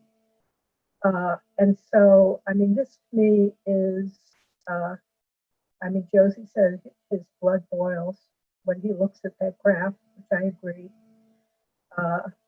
about how non-transparent or lack of accountability that graph demonstrates. But to me, the fact that this money has not been allocated in the way that people thought that it would be. And I think as we go forward, if we, and I hope we do, make recommendations for continued reduction of the police budget, that it's two sides of the same coin, that the police budget gets reduced and that money goes toward building the kinds of services and the kinds of programs and the kinds of responses that we've just been hearing about and that we're talking about, and that if whatever funds get cut from the police budget, they don't go back into the general fund. And that's exactly what's happening now. And so I just think that, I mean, we put that up at the top, and I just think it's extremely important, and it's important that people, all of those hundreds and hundreds of people that testified, know that this is what's going on now or what's not going on now. And I mean, to me, I just find it outrageous. I mean, here we are in the winter, and well, anyway. So that's one thing that I do want to mention. And then you come up with some, not recommendations, but things that we're looking at in terms of where additional money, other than money that could be reallocated from the police budget, could come from. And that could be some percentage of the $1 million of money that's generated from the police, from the details, policing details, money from civil asset forfeiture, less, not this automatic every year you get to buy 5 new vehicles, and then I assume there will be continue to be when school starts again, not a police, not a school resource officer. So I mean those I mean all of the other data you can look at, and Josie went through some of it about the pay and stuff. But the main thing I think that I just want to say again is this thing about the money, this 10% that was taken from the police budget is not being used, and this sets a really, really bad precedent going forward. Thank you, Lois. I also want to echo that. I think it's imperative for us when we're doing this work that that the original amount of money that was cut from the police department, as Lois has stated, be the money that we work with. Because if that money starts to become liquid or is able to be cut up into pieces and put into, say, the general fund, for example, then it makes our charge much more difficult when we don't know what to recommend for the reallocation of these funds. And so we need it to be set back to the money that was allocated to the general fund. We need the original cut of that initial 10% put into its own category. And I also want to echo the points that Lois made about how, a lot of us are sitting in our comfortable, warm homes right now, while those really marginalized communities are out in the streets or in the forests or different parts of Northampton, really struggling, and would like to openly put my support toward some form of immediacy of some allocation of that money to help those communities as soon as possible. Because the longer we wait, the longer they suffer. Great.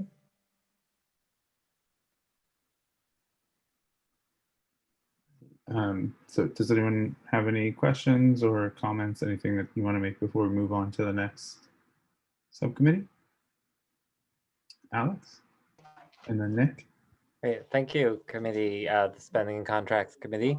I really appreciated the report. I saw a lot of overlap with the alternatives report, also with the policing and practices sub-reports that I was able to look at. There seems to be a lot of overlap, so I think it would make sense for our final report to do a lot of consolidation into a single report.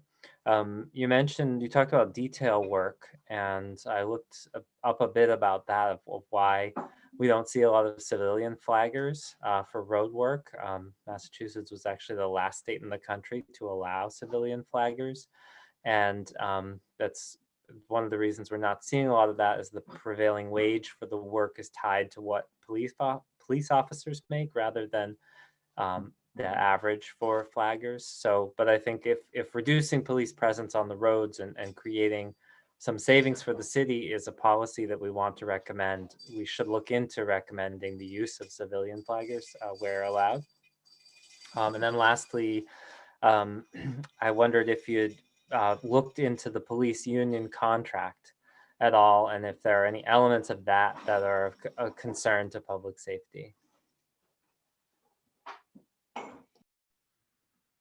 So I don't want to speak for everybody, but I'll say that we poked at some of the contracts and looking at the changes year to year for at least a couple of years. There's not a lot that's in there that's related to the police officers themselves or like officer actions while on the job. I mean, there are some things, that are the state level, and we can look to some of the things that came out of the new bill around like qualified immunity, responsibility there. But a lot of the language in the contracts are more geared towards just the basic management, like management and admin functions, rather than like how the officers are, trained, or how they're how that's handled once they're on the force. But we're also looking at, and I've got some copies from other police departments that are also listed as progressive, because I think it's going to be important to see if we have a progressive police department. I'm still not sure exactly what that means, but if we have that, what does that mean? What does that look like? And what do we have that might differ from other departments that are more or less progressive? I don't think that we're going to see a lot of difference between those contracts, but if there is anything significant, we can poke at that as well.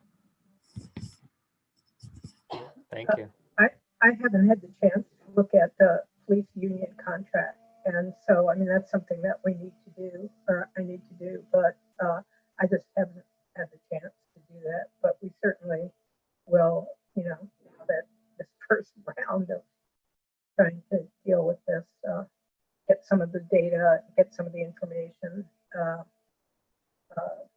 we're starting to get that. We're still missing some of it. And again, I mean, a lot of it is even when we get information, I mean, that pie chart, the big orange pie chart, I don't think we're going to get a lot more information to fill out that pie. Just because from what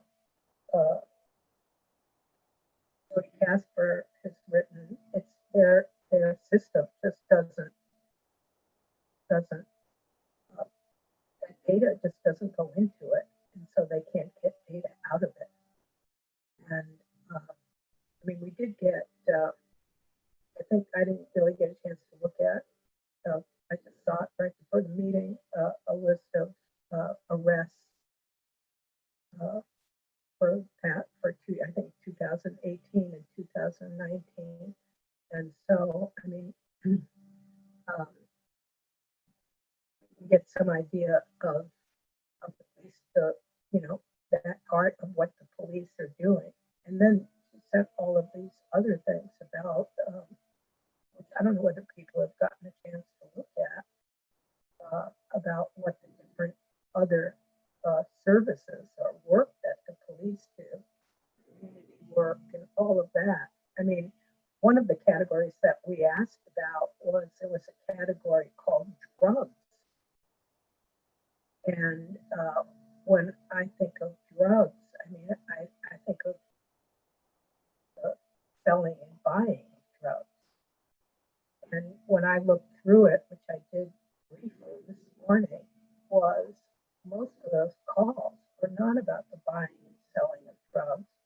They were about the police going out and getting a call to pick up used needles somewhere that somebody found in a bathroom. And that those were the drugs calls. I mean, there were some overdoses, but most of the ones that I saw were about, going and picking up dirty needles. And I think, is this a policing function, or is this something that the city could contract with the needle exchange people to do? But there was just call after call after call of these kinds of things. So we're still accumulating, and I'm sure the police and services people will look at these things and to see what it is again, to look again and see how it is that the police are spending their time. And we asked the DA's office. It was a question that I had of how many of the arrests actually lead to charges, and of how many of those charges lead to a plea bargain, or if any of those charges lead to a trial, just to try to get some sense of, I mean, everybody is afraid of crime, but to try to get some sense of, this idea of crime in Northampton, and if this is a function of what the police are doing, how much is there really? And I mean, I think we're getting some data, and I hope that the other committee people look at that, get an idea of what the police do and what the need is for police to do in Northampton. Lois, you're cutting out there. I don't think we heard the last thing you said. Well, what the police do and what the police need to do in Northampton. That was my last sentence, I think. All right. Thank you. So, Javier? I think Nick was first. Or Nick, sorry. did you lower your hand? No, I have a quick question, and I can be brief. Thank you, Lois and Josie. I look forward to reading the written thing that you just put up there briefly, and it looks like there's some you culled some of the data, and that'll be very interesting. I have two requests. I'm kind of embarrassed to ask them, but if anybody can help me access the union contract, I'd be interested in that. And the second one is if anybody knows of a good summary of the state legislative decision on policing, I'm interested in that. But the union contract would be helpful to us in our work at this point on the Policies and Services Committee. Thanks a lot. I can send you, Nick, an analysis. Great, thank you, Javier. I would appreciate that. Sure. Then should I go? You send that to everybody? Sure, I will send it to Noah, and she can spread. Then should I go? Yep, go for it. Okay, first, I really love what Josie and Luis are saying. I'm on board with you guys. I think, yeah, absolutely. But that also makes me think about something else. It's not only that hopefully we're gonna be calling to divest and reinvest money related to the police department, because we're talking about issues about mental health related to mental health, drug abuse, and others. Also, I'm hoping that we see divest and reinvest from monolithic organizations in Northampton that are unaccountable to the people that they serve. That's also something that I would love to see, because I think that goes hand to hand. And you know, every time that we're having a speaker, I'm talking and I'm asking. I mean, now Joycey beat me to the punch, but I'm always asking, how are you accountable to the people that you're serving? Because if you're not, that's doom. So I just want to remind the commission that in the same way how we're talking about divest and reinvest with the police, that's also going to be, should be part with those monolithic organizations that historically has been in Northampton, that without, you know, without a level of feedback and accountability for the people they are serving, because if not, we wouldn't be talking about this too, right? I think it's all interconnected. The third thing is a question to Michael and Alex, because I do remember you guys, or maybe just Alex, or maybe just Michael, I don't know. You talked about how the money was spent, like what happened with the 10% that was cut from the police budget, and you guys mentioned that that was moved to somewhere. I honestly, the only thing that I remember is that you talk about it. I maybe spaced out during that part, but can you repeat that section? Because I do feel that is important to what we're talking here. It's in that first paragraph, but yes, go ahead. Sorry.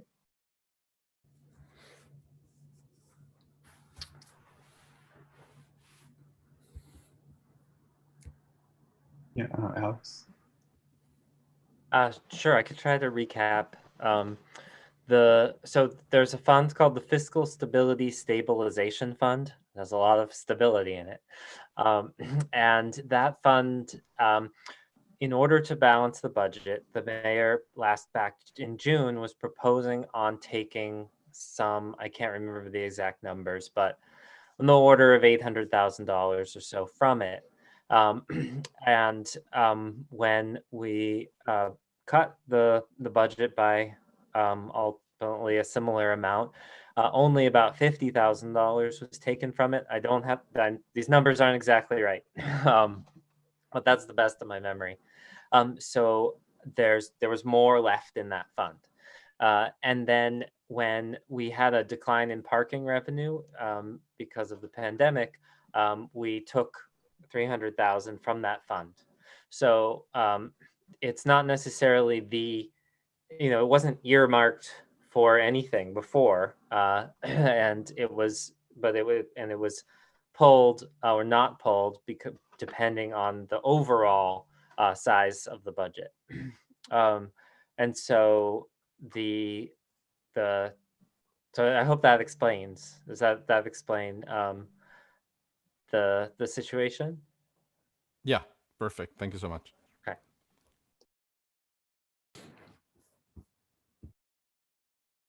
Right, and then Lois. This is just a comment to Javier. I mean, to me, it's the two things that are important are accountability and transparency. And transparency is, you know, they're the two elements I think that we're seeking. And it's hard to have any accountability if there's no transparency. And so just those, I just don't want to leave out the word transparency when we're talking about accountability.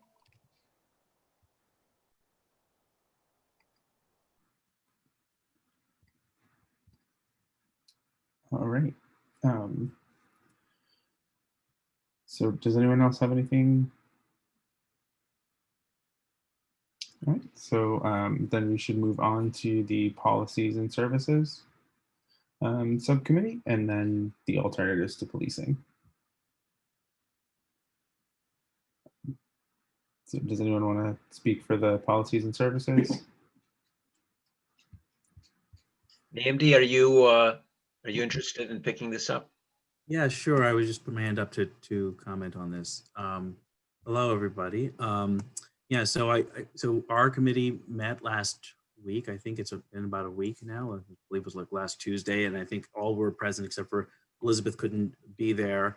So what I'm going to say now doesn't reflect, you know, she wasn't able to participate in that conversation. I'd be interested in having her chime in for her take on things. But the major focus of our meeting was to get clear about how we wanted to contribute to the subcommittee, to the interim report, and we fashioned a process where we took the documents we already wrote and shortened them to the best of our abilities.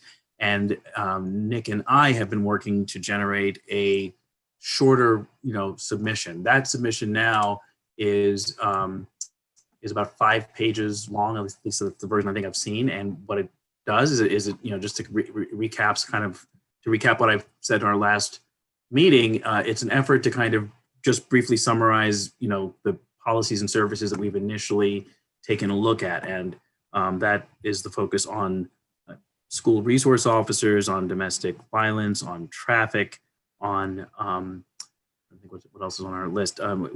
We looked at traffic. Also, we've been interested in, you know, cases of sexual assault, which came up. We looked also at mental health, and have kind of elaborated on all of these sectors really with the focus on what Northampton is, you know, kind of currently doing. And in each case, you know, we in this version, in order to keep things short, we try to discipline ourselves to not encroach too much on alternatives. So in each case, there may be some passing reference to alternatives, but basically it's just a summary of, you know, kind of what we've said before, which is just to try to say what we see as existing practices, and with the goal of trying to not be too long-winded about it. The report ends with a few future directions that represent our 3 areas we're trying to go more deeply into, which includes trying to get a sense of what's going on with the complaint process, looking at the strategic plan. Nick just mentioned the interest in the police contract, which I think is important as well. I think that's basically it. I think that's how I sort of summarize where we are right now. And I do think there's some overlap in our interests with what other people have said as well. So I think the interesting thing will be to think about how do we pull our documents together. But I think that's basically what I would like to say, comment on. Nick, do you want to elaborate on something that I may have missed? I just want to say that with respect to Lois raising the issue of transparency, we are planning to continue to focus on the complaint procedure and how it works, and the internal affairs aspect of the police department, and just to say one more thing, as we look at each of these services, we're not just reporting on what the services are, but we're looking at it with a lens of bias, potential bias, and trying to take the mandate of the commission to entertain where services might fall short.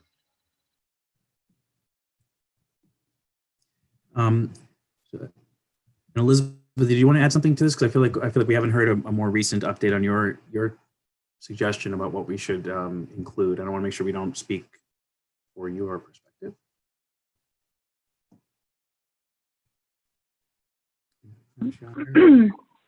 Can you hear me? Yeah, I can hear you now. Yeah.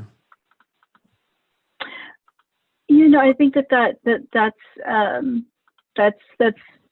makes sense. I know that for when it comes to the rape and sexual assault aspects, and I also looked into surveillance and drone use in the city. Again, with an idea of kind of thinking about what the current policies are, as we talked about, and what might be some alternatives and/or other considerations. So it's just a few. I think the emphasis is really about, you know, kind of what are some additional questions and places for additional research versus recommendations at this point. Yeah, I would say that overall our committee tried to resist making recommendations. I think one thing that was a consensus in the last meeting is that we thought, you know, the purpose of the interim report was really just to comment on our work in progress, directions we're heading, but not yet conclude recommendations. And I also think another theme that came out of our discussion was not to give the appearance of more consensus, either in our group or with the commission than maybe exists. I think that was a tension. Maybe not everyone agrees even on that issue, but I think there've been, on the one hand, there's a wish to kind of, in an interim report, speak as one subcommittee or speak with one voice. But I think one thing that seems clear to me at the interim is that we don't yet have one voice. And I think it'd be probably more honest to see, can we make sure that each major voice is somehow, you know, represented in the interim report, and then, you know, later on we can see what can we pull together that may be consistent. Elizabeth, are you going to add to that?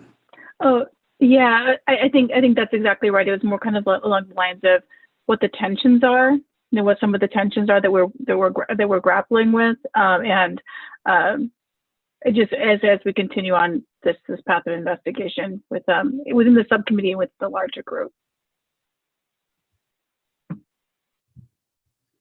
Yeah, I just wanted to jump in about tensions and maybe transparency as well.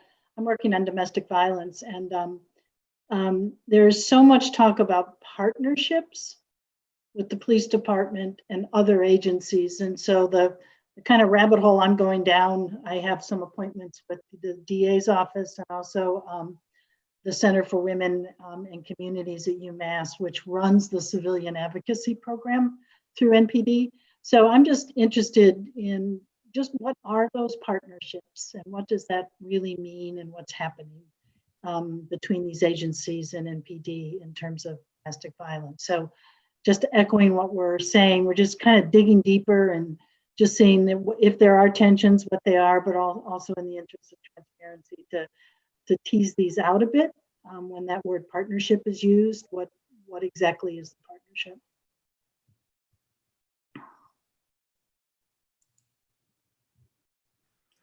Javier, and then Carol. I don't know who had their hand up first. Carol did. Okay. So, question to the subcommittee. I've been reading some of your materials that were posted on the share drive, and you have at least 3 complaint forms, which I found interesting. So you're looking at the internal or external, what the process is. So my question is, what are some of your research questions related to that? Are you going to look at, for example, when civilians make complaints about specific complaints and allegations towards an officer and it's investigated internally? Like, what's the feedback loop? You know, is there any, this goes with the transparency issue, you know, is there any feedback or accountability provided to the complainant? And then is there any feedback loop to the NPD to correct If it's not just an individual who fell asleep on, on duty, but, there's larger systemic issue that's implied. Is there a feedback loop to improve practice? I mean, are you going to look at any of that, or, like what's the intent in looking at complaints? We have not, as a commission, talked about that in great depth, but what I can say in immediate response is that the Northampton Police website does outline a process they use for handling complaints, right? So I'll answer your question with regard to what they say they do. And basically, to summarize it briefly, is that the complaints come in and they are kind of adjudicated principally by the chief of police, who looks at complaints really through the lens of sort of three questions. And one is the officer who's complained about found to have violated the law? Did they break the law? Did they break a policy? And so basically, if neither of those things are true, what happens is the way I understand it based on the website, is that the chief then would say, if neither is true, the chief would say, basically, this complaint is an invalid complaint and it's denied. But if one of the other things is true, the officer would then be theoretically disciplined. I would say one research question I have is, I think that third category of not a crime, not a violation of policy, could be a very big category that could be the central concerns of the things that have been brought to this commission by public complaint. So it could just be people feeling mishandled, feeling targeted, feeling over policed. A lot of the complaints that we've heard many kinds of complaints, but just even on this narrow issue of school resource officers is an example I was focused on. So here's a situation where no one has said that the police officer involved has actually committed a crime against anybody. The police officer involved at the school hasn't necessarily violated a policy, but there's a lot of feeling that children of color feel that an armed person in the school is unnecessary. They feel over policed. They feel that the school is maybe generally discriminatory in how it treats students of color in terms of punishment. And so there's a worry that the police officers could get involved in some way. So all of that, complaints like that would just, in theory, come back as, well, there's nothing here because it wasn't a violation of the law and it wasn't a violation of policy. So I guess what I think my research question is really trying to understand, how can we be accountable to complaints that basically are in that other category that I think really exercises a lot of emotion in our community, and that the police should be in some way responsive to those kinds of complaints. So that's my question. Others on the commission can certainly weigh in, but that would be my initial take on this. So we have Javier, and then Lois, and then I think Nick, you were also raising your hand too. Right. Yeah, I want to go back a little bit to what Cynthia said, and I think this is just a comment that I had been thinking a lot, and we got an email to my subcommittee got an email about this today. That for the sake of transparency, we have to remember many times that we're going to have organizations coming to talk to us that are maybe already receiving money for the collaboration between the police and the work that they are offering. So they have high interest to uphold and sustain the model. That's extremely pervasive. So and this is sort of a call to all the commissions, all the subcommittees, to have that in mind, because that's something that is extremely pervasive. If things were working, we wouldn't be here. That's so simple.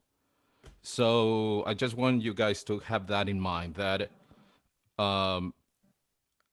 to have that as a part of the analysis, because we may have gotten, we will get comments from organizations that have a huge stake into this. They are taking money home. So, they are not going to advocating against their own interest. But my interest is not their pockets or the money or the contract that they sign. That's not our interest. So I just want to bring that on top of all what is being said.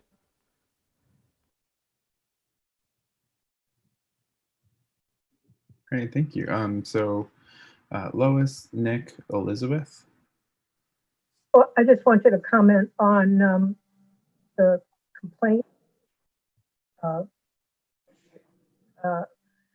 which is, I agree with Namdi that there is this big category that isn't, breaking the law, but is problematic, and there's no way to resolve it. And that is an issue. The other issue is that people's reticence to go to the police to complain about the police. And that is the biggest issue to me. I mean, I have personally had some complaints with the police over the years, and I did not go to the police to complain about them. And so I think, when we look at those complaint forms, I mean, I don't know how many there are, but I mean, there are a few of them.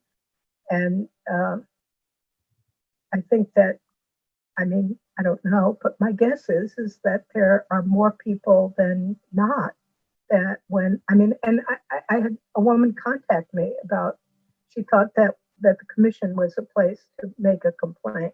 And I said, no, if you want to make a complaint about the police, you have to go to the police. And the absurdity of it was, when I said it, it's just, but that is what it is. And so, I mean, that to me is another parallel issue about this.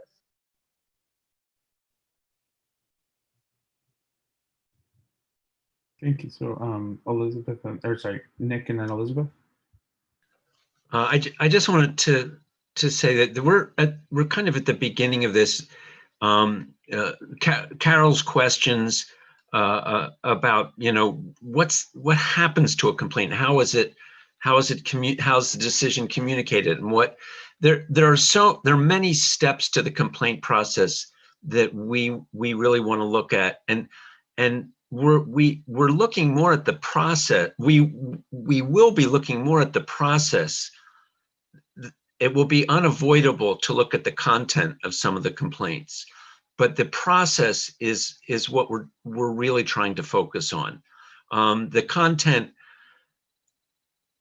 we're looking at the tip of an iceberg with the content. I mean, we know that the people who complain only represent a very small number of people who may have reactions or feelings. But what we want to look at is the process, and how does it work, and how does it address the way the police department works, and do complaints lead to productive outcomes? And that's the kind of thing we're going to be looking at. Elizabeth, and then I'm going to throw myself in too. I think there's a piece around the complaints as well that does illuminate the vagueness and the lack of transparency in the process too. This is the same with when looking at, for example, the policy around surveillance and drones. If you go to the Northampton website, they'll talk about these different aspects of when surveillance and drones that are equipped with thermal imaging are used in the city, and when they might be used, but it's not specific. It's very general language. But what we know from different watchdog groups in the state of Massachusetts is that Northampton has used them for protest, surveillance. They have used them in ways that are, I think, people in this community would find very intrusive, and for a variety of reasons. But again, it's the actual policy itself is very vague and allows for a lot of interpretation. I think going back to the spending and contracts presentation, I thought that was really just really remarkable data when it talks about just the amount of money that's just being handed over without accountability, without any kind of accounting of how and why. I mean, that's what I work with organizations and how they spend their money and resourcing the work that they do. That would just never fly in any other type of industry. So why is that? Why is this the only one that allows for large amounts of money to go out the door without any accountability on how that's being used? Policies that are very, very vague. They're allowed to that have huge impacts in terms of health and safety and life, liberty, and the pursuit of happiness, our basic tenets of our Constitution, our social contract. It just doesn't match. So I think for me, what's really interesting around the policy and procedures exploration is just really to illuminate just how inadequate what they say they're doing and the structure that's built around that activity is to what we're seeing. And I think when we're talking about, we're seeing all these different complaints, even the content of those complaints. One of them included somebody complaining about being dragged forcibly over icy sidewalks and having abrasions, and really at the end of it saying, well, they didn't break the law, and that the police are allowed to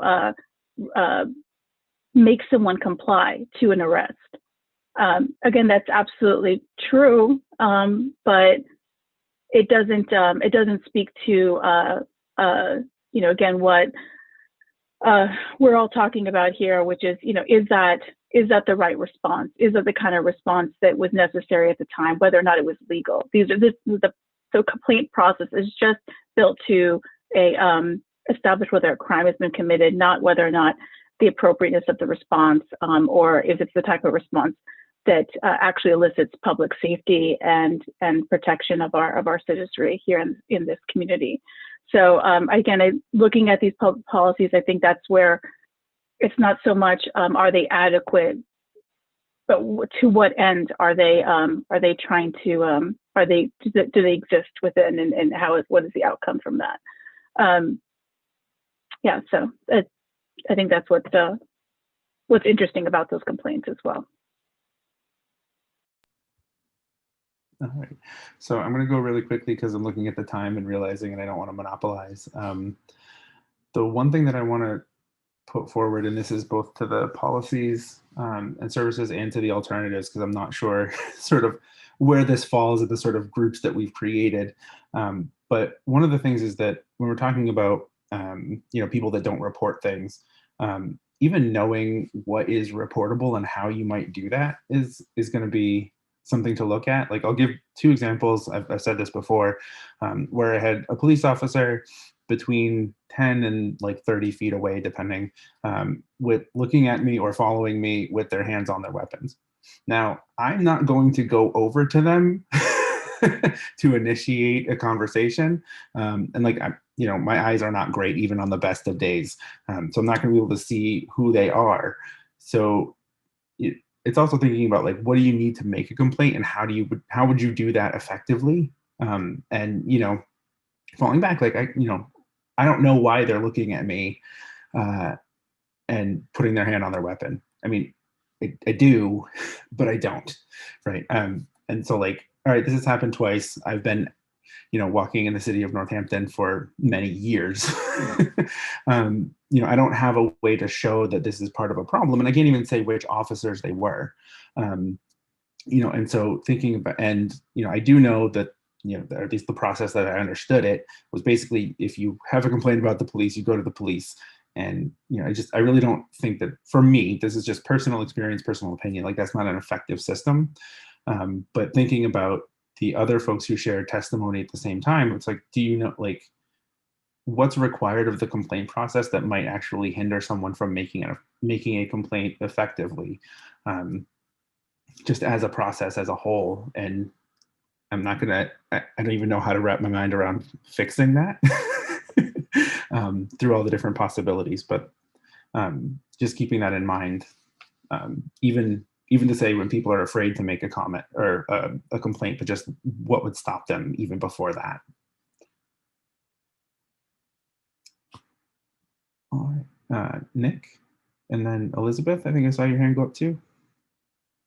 This is what you're saying is just so central to the whole. It's something we really need to take a look at. We're not going to be able to do it in this meeting tonight, but your point is really well stated, Dan. I agree completely. All right, Elizabeth, and then Lois.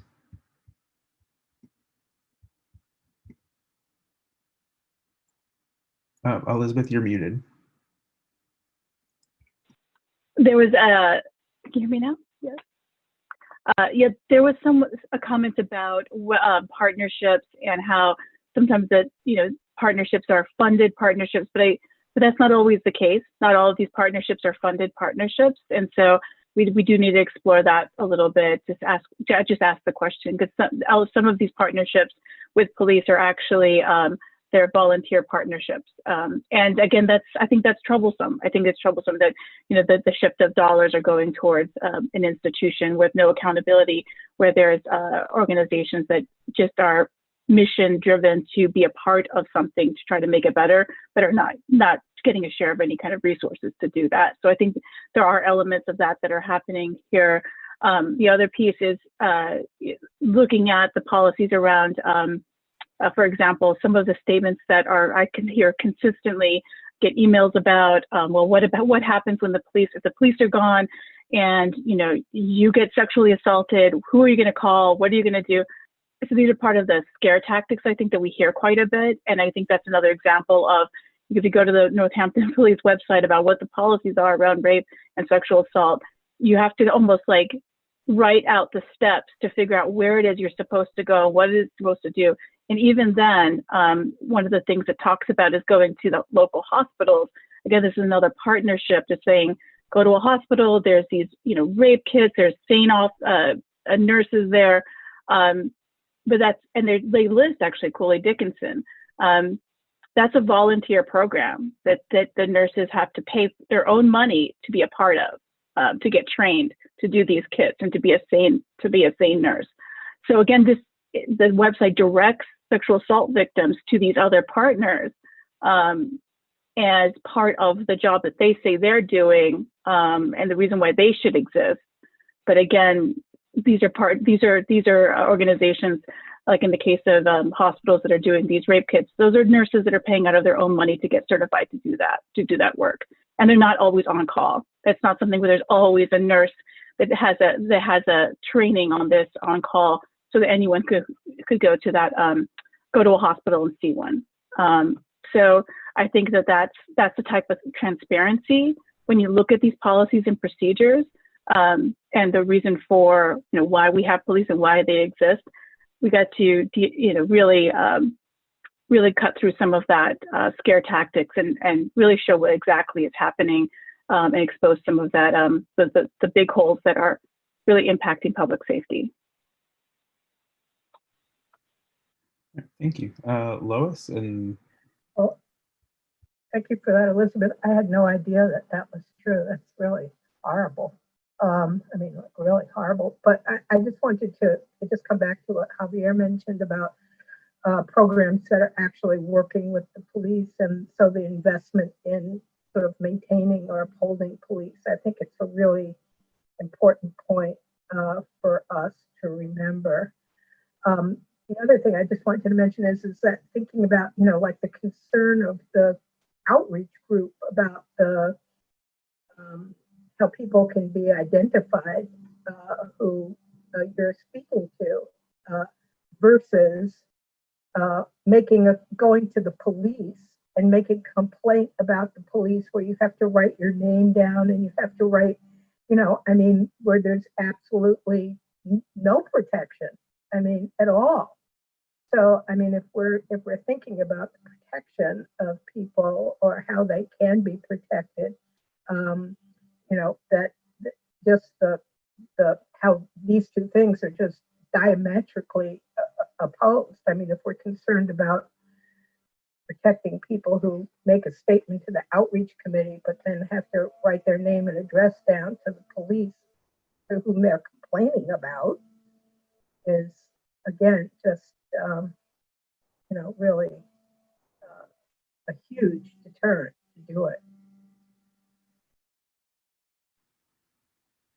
hey, thank you, Booker. Oh, you're muted too.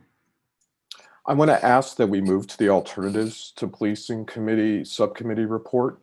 I apologize that we were unable to complete our report in the meeting we had planned to do this, and so we need to use a little bit of this time to work on completing our report. So I would ask that we move on to that work at this moment. So let's move on. take it away. Okay. I'm actually going to turn to other members of the committee to help with this. I think the chief writers have been Alex, Javier, and Carol.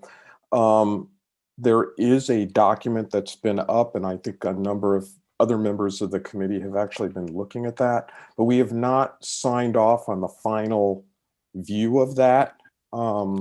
As I assume the other two committees have signed off on what they think their reports are going to be. I've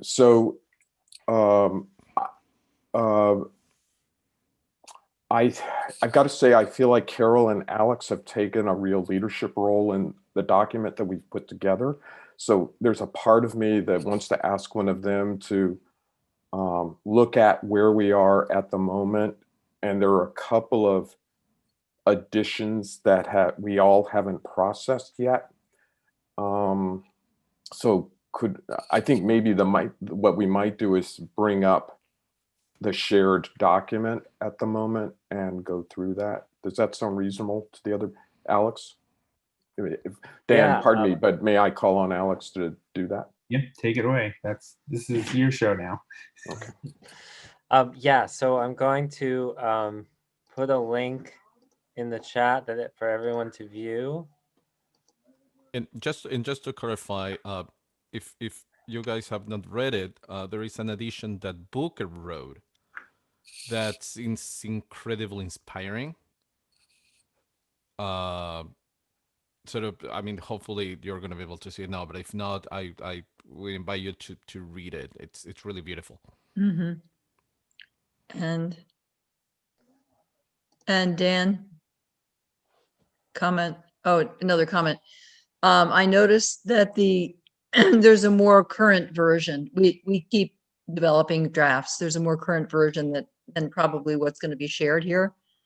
And I also wanted to say that I really appreciate Nick Fleischer's contribution to what I wrote because of your work experience. There is a paragraph in there that's not attributed to you. I would be happy to point it out so that I'm not plagiarizing.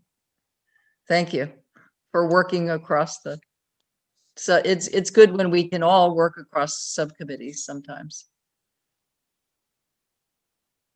So in some point, I want to talk about that part because it's my concern with the email that the subcommittee got today. Mm-hmm. Alex, I'm going to keep running this particular conversation. So Alex, please. So that should be shared, and Booker and Javier and Carol, you should have edit access. That I incorporated Booker's recent additions and Carol's most up to date as far as I'm aware, but you should look over that to make sure. And then, so I just wanted to say that, if we, and perhaps this goes for the whole commission, that we consider this to be a progress report with various viewpoints. We do not necessarily have consensus on. I don't think that's possible to do. And I wonder if that the chair, if Dan or if would consider writing a brief executive summary that sort of clarifies that, and then we have the three different committees below that. So that's something sort of outside of this one, but I wanted to mention that because I feel like it informs how we're editing this now, to kind of put it as there are very, I worked a lot in the domestic violence section. Carol worked a lot on this section, and we're not achieving.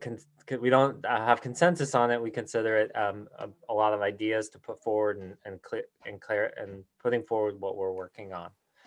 So that's a thought there. Thank you, Alex. Are there other thoughts?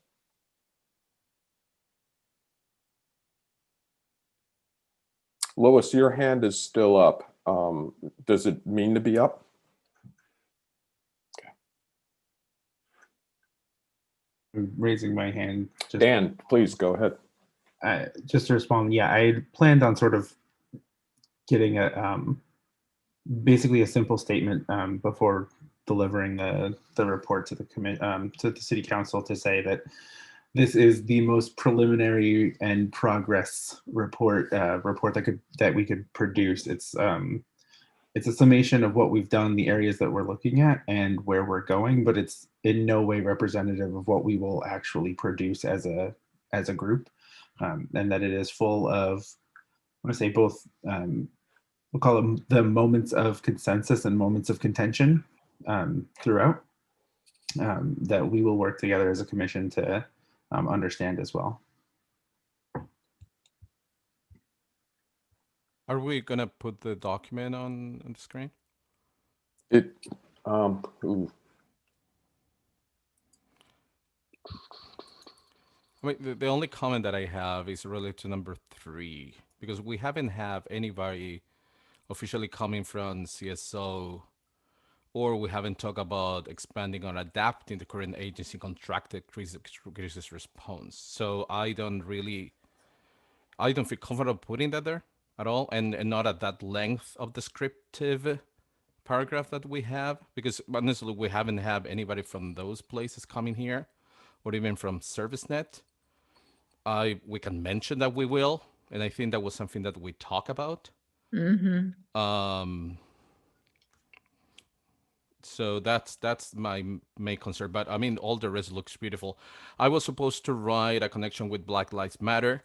I read what Booker wrote, and I was not going to write something to be compared to that, because it's extremely good. So yeah, my comment is just I would just section 3 of the mental health responses. I don't think mentioning CSO or ServiceNet, I think it's not appropriate from the point of view that we haven't had anybody coming to talk to us about it.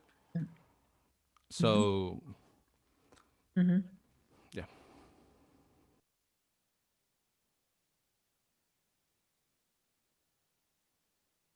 Are there other comments? So I'm going to ask the committee to comment on, do we want to further revise the document that we have as it is? At the moment, it's complete but redundant. And sometimes we say the same things in 3 different places. And stylistically, it's different. In place to place, I feel like a preacher with what I wrote rather than the kind of person I actually am. But I actually was really happy about doing it after doing some of the readings I've done. So I guess I need to hear from the committee. Do we let this sit and turn it into the commission because we don't have another opportunity to meet? Theoretically, this is our due date for turning in our document. That's what I'm really saying. Dan, do you have a thought about that in terms of being complete? I think that's fine. I mean, I think especially because there's going to be redundancy between there's some overlap between all of what we're doing, right? Because we've divided it up into these artificial category buckets that we've been working on. And I think I'll put in, again, to say that there's overlap in what each report is at the moment that will synthesize into something better. But given the time that we had, this is what we produced. Alex? I think that there are various pieces in here that clearly should be removed. For example, someone to write this paragraph. Yeah, really. So, Yeah. So those should probably either be entirely removed or, listed as in the further work section. And also the substance use section is, it clearly says not fully written. So getting that a little bit more into something that at least we can, say here's our progress on that. So it's actually interesting. I actually had volunteered to write that section, and I could actually find there's a lot of information about partnerships with police doing addictions work. I could not find any information about a first call response of using for people with addictions. And it's all been this sort of co-management or police being called. By the way, when you research this, actually the major hits you get is the fact that there's such a high level of addictive disorders amongst police officers. That's actually the first hits that you get. I did not want to write about that, but that's actually and actually those of us in the addiction field know that. But there isn't much about phone calls for people being found down. Who do you call? And that's actually why I could not write a section. So yes, I do feel that we should be giving more money to agencies like Tapestry, and there should be better development of other kinds of agencies. But how to change what happens of who gets called, I could not find alternatives to that. The problem is when you call 911 about someone who's overdosed, that goes to the police or to the fire department. Right. There's no way around. I think we should be looking for alternatives to that, but that's why I do not have more of an article about that. Well, oh, sorry. Yes, Alex, go ahead, and then Carol. Okay, thank you. So now is the time when we can edit this collaboratively. That's correct. We finish it once the meeting's over. Only one person can edit it. So I mean, we could task one person to do that. But so I would suggest that we, as much as we can, just clean it up and remove those to-do things or move them into further work. Also, there was a comment in the chat about, will we get to comment? I realized I hadn't turned on commenting, so that's on. I'm not sure there'll be much opportunity to take in anyone's comments, but they now have the ability to comment. So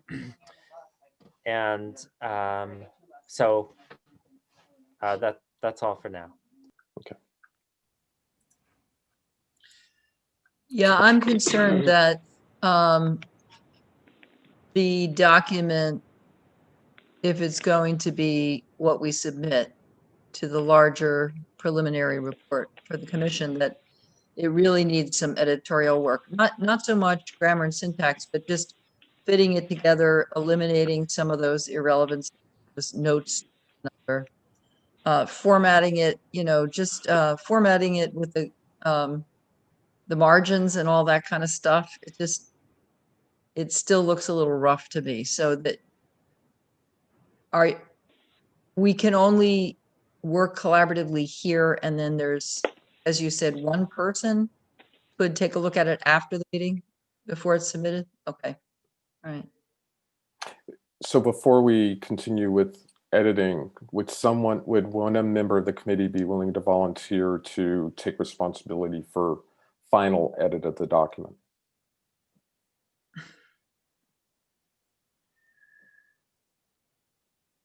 It's due in on the 7th, correct? I'm sorry, Dan, do you have a comment? Yeah, I was just going to say that once we get the documents, I'm going to end up doing like the formatting, making sure the margins are set, making sure that it's accessible, that the structure is all there. So I'll be taking time to do that. So it's more about the content, but I would say edit the grammar and things like that too, because I don't want to change your words. I just want to make sure that they fit and work. And then yes, it's so I need to submit and present this to the city council on the 7th during their meeting. So the sooner the better. I'd also like to get them a chance so that they have that document beforehand too, so that we can have a substantive discussion. Nick, and then Alex.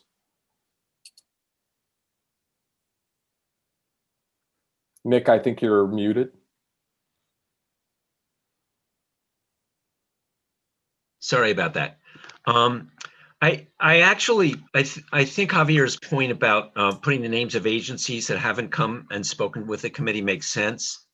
And I think that a general reference to these kind of services exist, because what we're going to end up with, where we're heading, is the siloing of services, and that the relationships between the police and these various agencies is not what we ideally want it to be.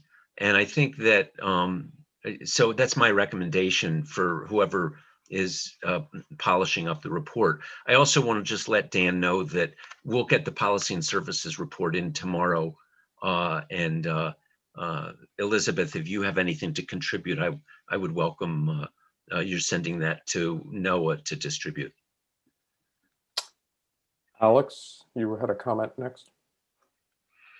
Yeah, so this was more general about our path forward as far as working. I talked with the city solicitor this afternoon, and so, you know, we can charge one person with the organization and the final editing of the entire report, and it sounds like Dan is the one doing that. And that person can, if they have questions, talk to one person from each committee, which could be the chair, for example, or whoever we delegate.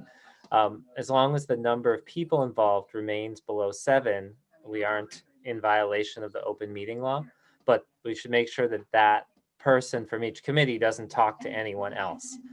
So if that's helpful to you, Dan, in terms of, you know, if there's one person from a committee that you can actively talk with, that would be permissible, as long as we make sure, you know, that essentially that's 4 people potentially, and that's well below the threshold. Javier.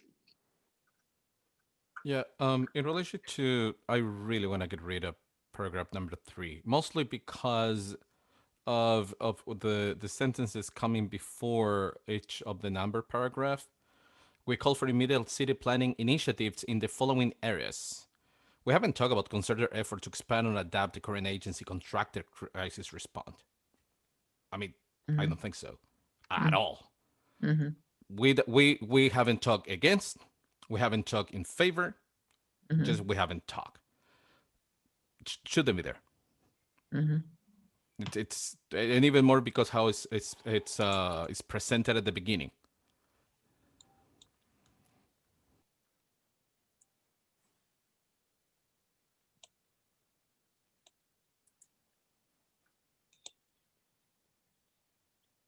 Alex? However, something about it could be moved to the further work section, to make it clear that we intend to talk with these agencies and consider that. Which is a dramatic change from where it's placed and presented right now, right? And would be 2 sentences, 3 sentences, rather than 2 big paragraphs. So just so I'm clear, are we talking about paragraph 3, sort of the third paragraph after your name, Javier? No. No, where are you? No, we're talking about the section about mental health. Health. Okay. If you go down, they start on I see. numerating. Okay. So number 3 is the one that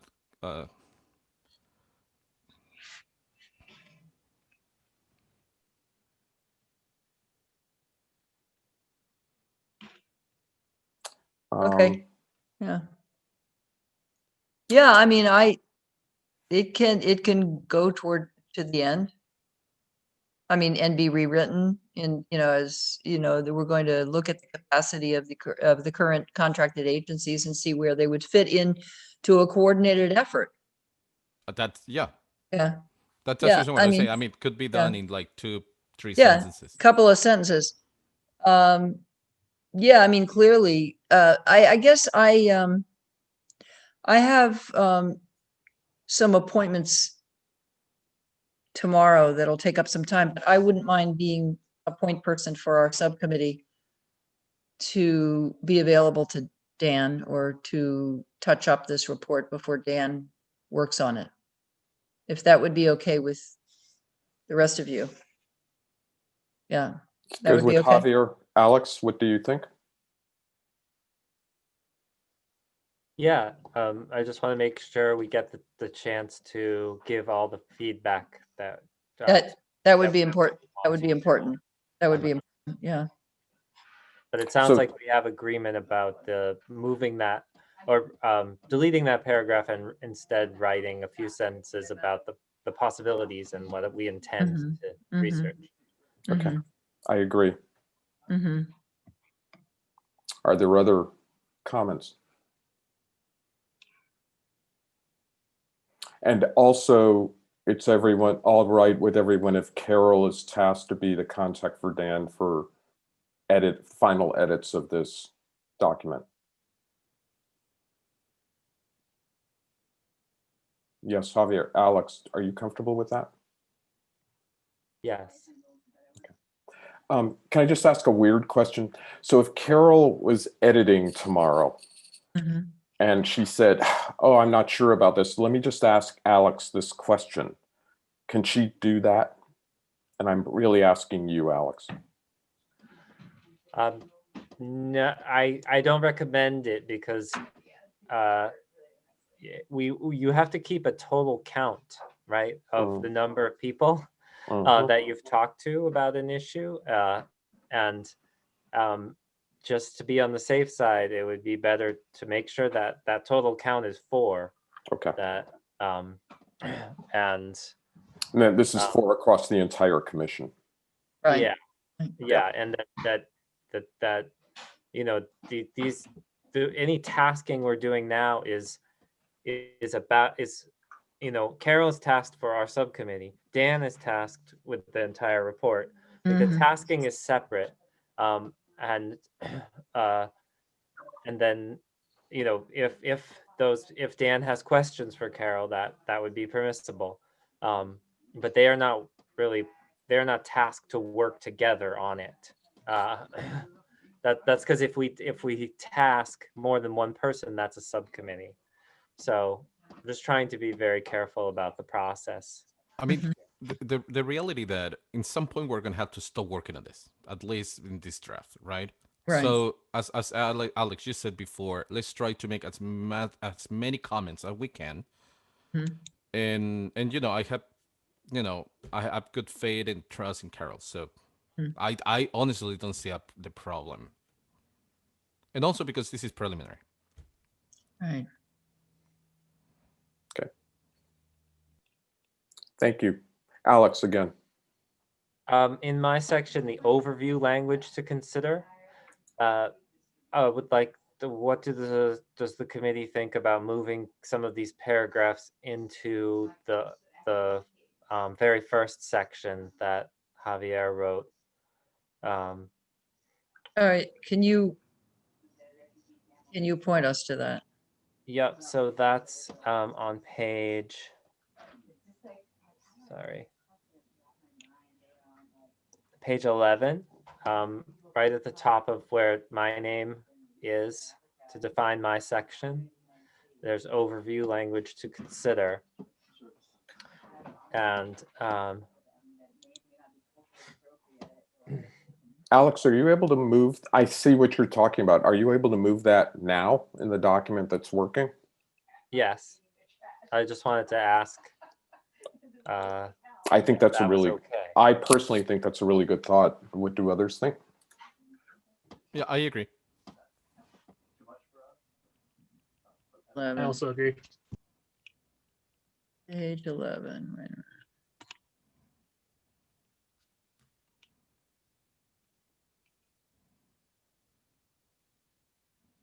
All right, just repeat it. I just found it. Overview language. Where does that go? That would go integrated into the Javier's. Oh, I see. Yeah, that it fits in nicely. Okay. Okay, so I'll just move it, copy it up there, Yeah, and then yeah. Carol, you can finesse it.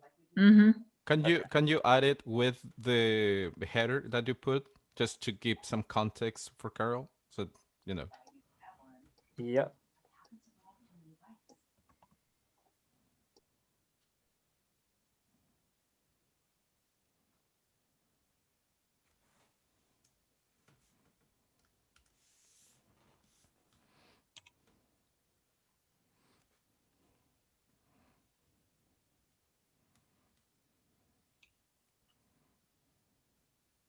Okay, I just placed it at the end of your section, Javier. Bikes, you know, if they need a certain level amount of repair, if they just if it's a bike. Okay. Any other comments or thoughts? Know that no one's gonna want it, or just have more than people don't want, and so it's kind of like it's just I don't really have a use for it. It's just like so you know. Does the Alternatives Committee want to make any other changes to this document before we allow it to move to Carol? What about further work? Let's see. Further work. I think that's the section where we talk about where we are, what we're going to be talking in the next couple of weeks. Right. Organizations that we may invite, which is one of the reason why I want to just get rid of paragraph 3 and move it to 3 lines about that. So I think that's where it goes, and looking more like we can be as general as we want. I mean, we can say that we're going to keep looking into peer-led models and to existing regional organizations or local organizations. Especially with the excellent interview we had at the beginning of this meeting. Today. I feel much more motivated to find ways to involve more peer-related models after that presentation we had. Yeah. Okay. There's a section called ongoing community education and engagement about homelessness, attitudinal change. That seems a little fragmenty here. Let's see, further work.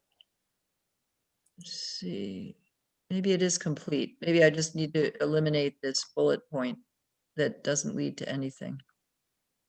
Further work. Do you see where I am? It's on page.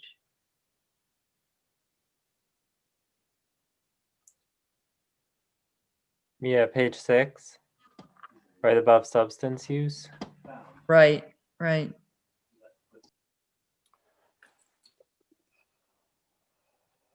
Is there anything that anyone wants to add here?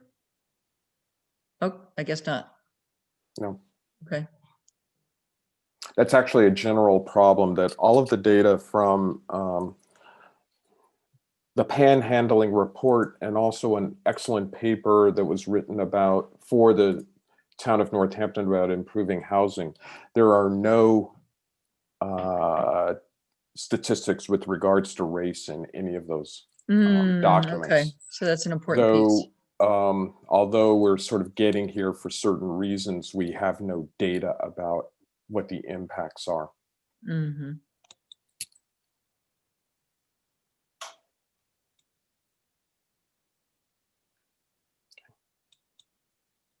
Any other comments? The substance use section is probably the least fleshed out, and it is clear about that, but it probably needs something other than something in parentheses at the top about that. Carol, do you feel comfortable writing something there? Let's see what page. Well, could we just take out the line about not fully written pieces below and just leave the paragraph that's there below? It is like future further work, but.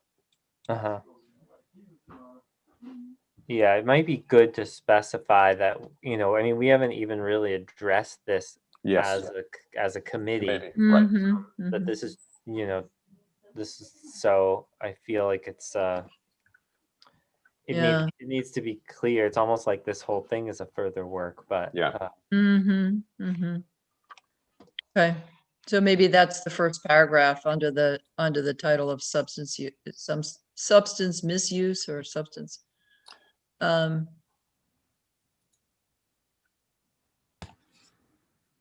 Maybe I should just lead with that and say this is an area For further study. for further study. And then use the paragraph that's there. We believe that. Because underneath all of the other areas of homelessness and other issues, we keep naming substance abuse as an ongoing issue. Mm-hmm. We just don't talk about what role policing should have with it. Mm-hmm. Yeah, but let's be careful about language with this. The word using abuse as Yeah. is a loaded Substance word there. So substance use use. Use, yes, we should use substance use. Thank you, Alex. Use, yeah. That's a good correction. Thank you. So just mentioning harm reduction here.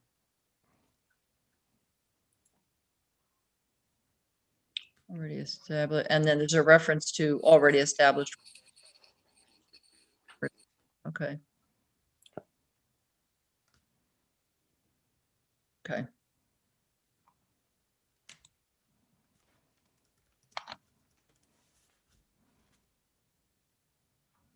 I appreciate the rest of the commission's patience with us for this. Yeah, no, really. Thank you. Yeah, I think we can do this. What about this section? There is a number 5, harm reduction and housing programs. what page? It is, let me see, let me hover over it. Is it 10? 10? Yeah, I think it's the same. It's not bullet point number 5 after the 3 that I was talking about, right? On page 10, maybe Yeah. just take it out. If there's a reference to harm reduction above. I think that, I mean, we haven't talked about that.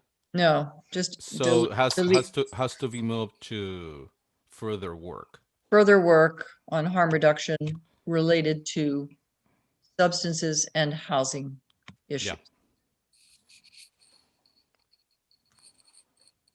Okay. No, all right. And also that implies also that we will have people actually working on those fields coming to talk to us.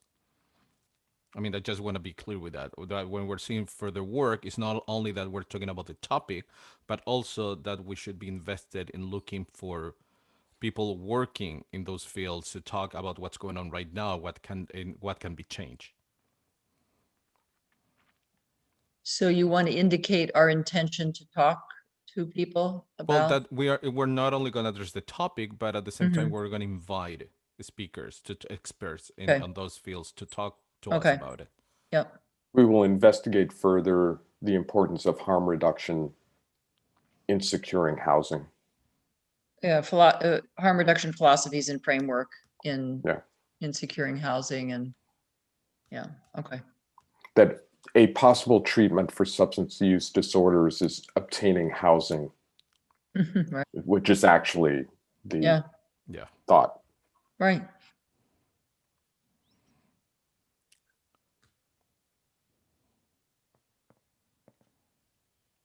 I see that someone highlighted under domestic violence and sexual assault on page 11, someone highlighted violence. Let's see.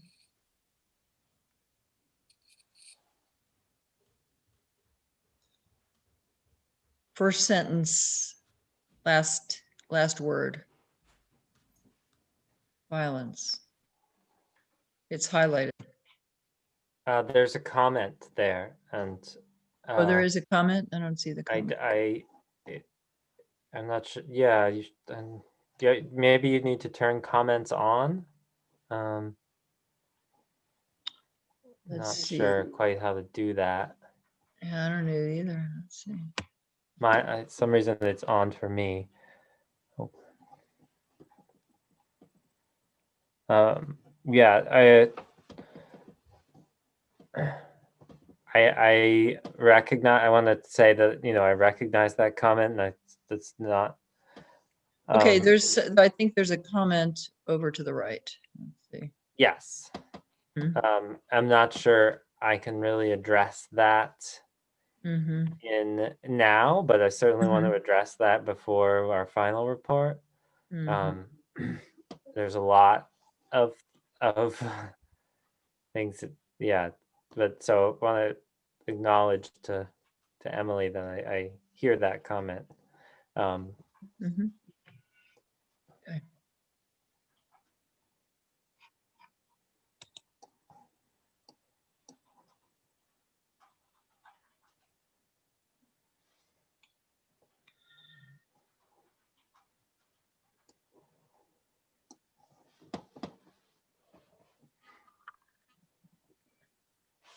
Okay, yeah, I see these comments. Okay, that's great. All right, anything else, folks? Because I think I'm comfortable with the task here.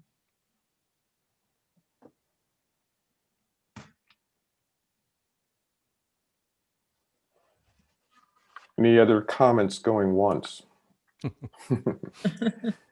Going twice? Thank you, Alex. Thank you, Carol. Thank you, Javier. Dan, thank you for your patience, and those are the rest of you. I think we're done with this document and this discussion. Thank you so much to you, Booker, for real. All right. So the next item up on the agenda are updates on new appointees to the commission. And it just so happens that I got an email from the city council president about a minute into this meeting with an update. So I can tell you the first thing right off the bat is that the mayor and city council president appointed all of the women of color who applied already. They were already, that was it. That was the pool of women of color. So unfortunately, that has been pretty much exhausted. So I still gave the preference that we had, saying women of color, parents, and particularly younger parents, and was very clear about the time commitments that we have. We are working. I've reached out to a number of different organizations, hoping they'd be able to help with funding or providing childcare, but haven't heard back yet. Right now, there's one person that the council president has heard back from that is willing to be a part of this, and one person who has declined. So they're reaching out and will keep us updated as much as they can. So we are doing that. That's pretty much the major update, but I think a secondary update to that would be if anyone is interested in being a co-chair at this point, and it doesn't have to be now, and we can talk about this again next week as well. Just I don't think that we will necessarily have brand new commissioners who can jump in and would want that role. And we, unfortunately, at least at the beginning part, we will not be replacing that. We won't be able to replace a co-chair with a woman of color who is a young parent or even a woman of color at the beginning. So that is the update that I have so far. So that's not too much, but I will put that out there, and I'll put this in an email as well, because I know people have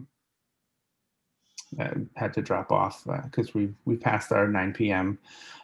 Just so that everyone has that information and they can nominate themselves if they're interested. But yeah, is there any discussion on that folks want to have? It's not terribly substantive.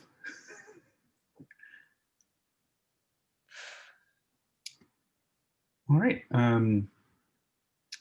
Oh, Lois? I have a question.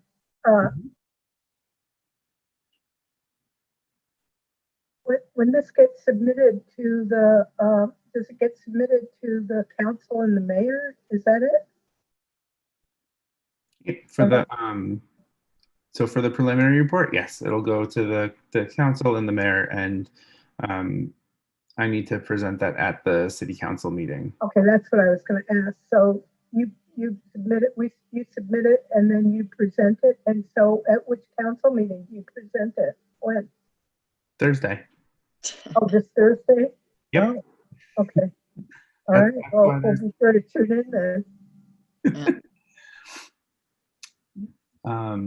So Dan, you need the subcommittee reports by sometime late tomorrow afternoon, probably, right?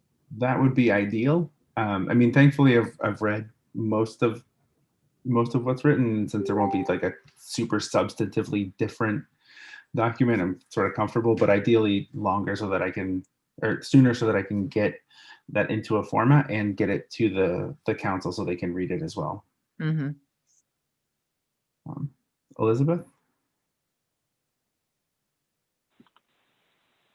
Yeah, I actually had a question about if we discussed or there was any thoughts about the mayor's announcement around his not seeking re-election, if there was any indication around this process and the reporting and all of that, given the timing of that announcement.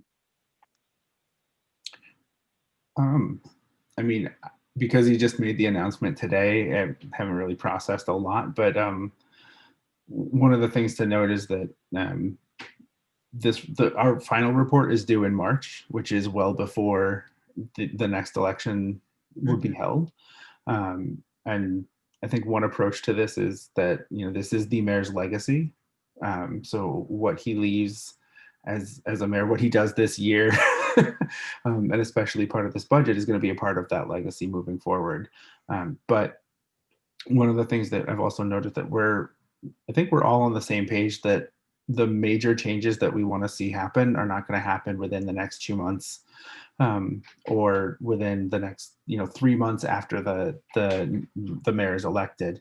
And so I think we can proceed, both understanding that there are some things that the current mayor could do in response to what we're requesting. I think that's pretty obvious, but also that we are making requests, or we're proposing changes that the city council is also going to be involved in, and that the new leadership of the city, whoever that ends up being, can also be involved in too. So it's not necessarily tied to one person, but with the understanding that these dynamics are going to change, and even if we make long-term recommendations that are years out, the composition of the council will change. The mayor, we might have a single-term mayor. So yeah. Thank you. All right.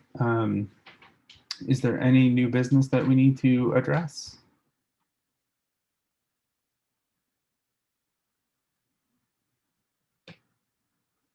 All right. And I think we are golden. Would anybody like to move to adjourn? Move to adjourn. Second. All right. Noah, can you do a roll call for us? Yes. Where are we here? Lois. Yes. Elizabeth. Yes. Booker. Yes. Dan. Yes. Nick. Yes. David. I think David has stepped out. Okay. Alex. Yes. Javier. Yep. Namdi had to leave. Michael. Yes. Josie. Yes. Cynthia. Yes. And Carol. Yes. Awesome. Thank you all so much. Good night, everyone.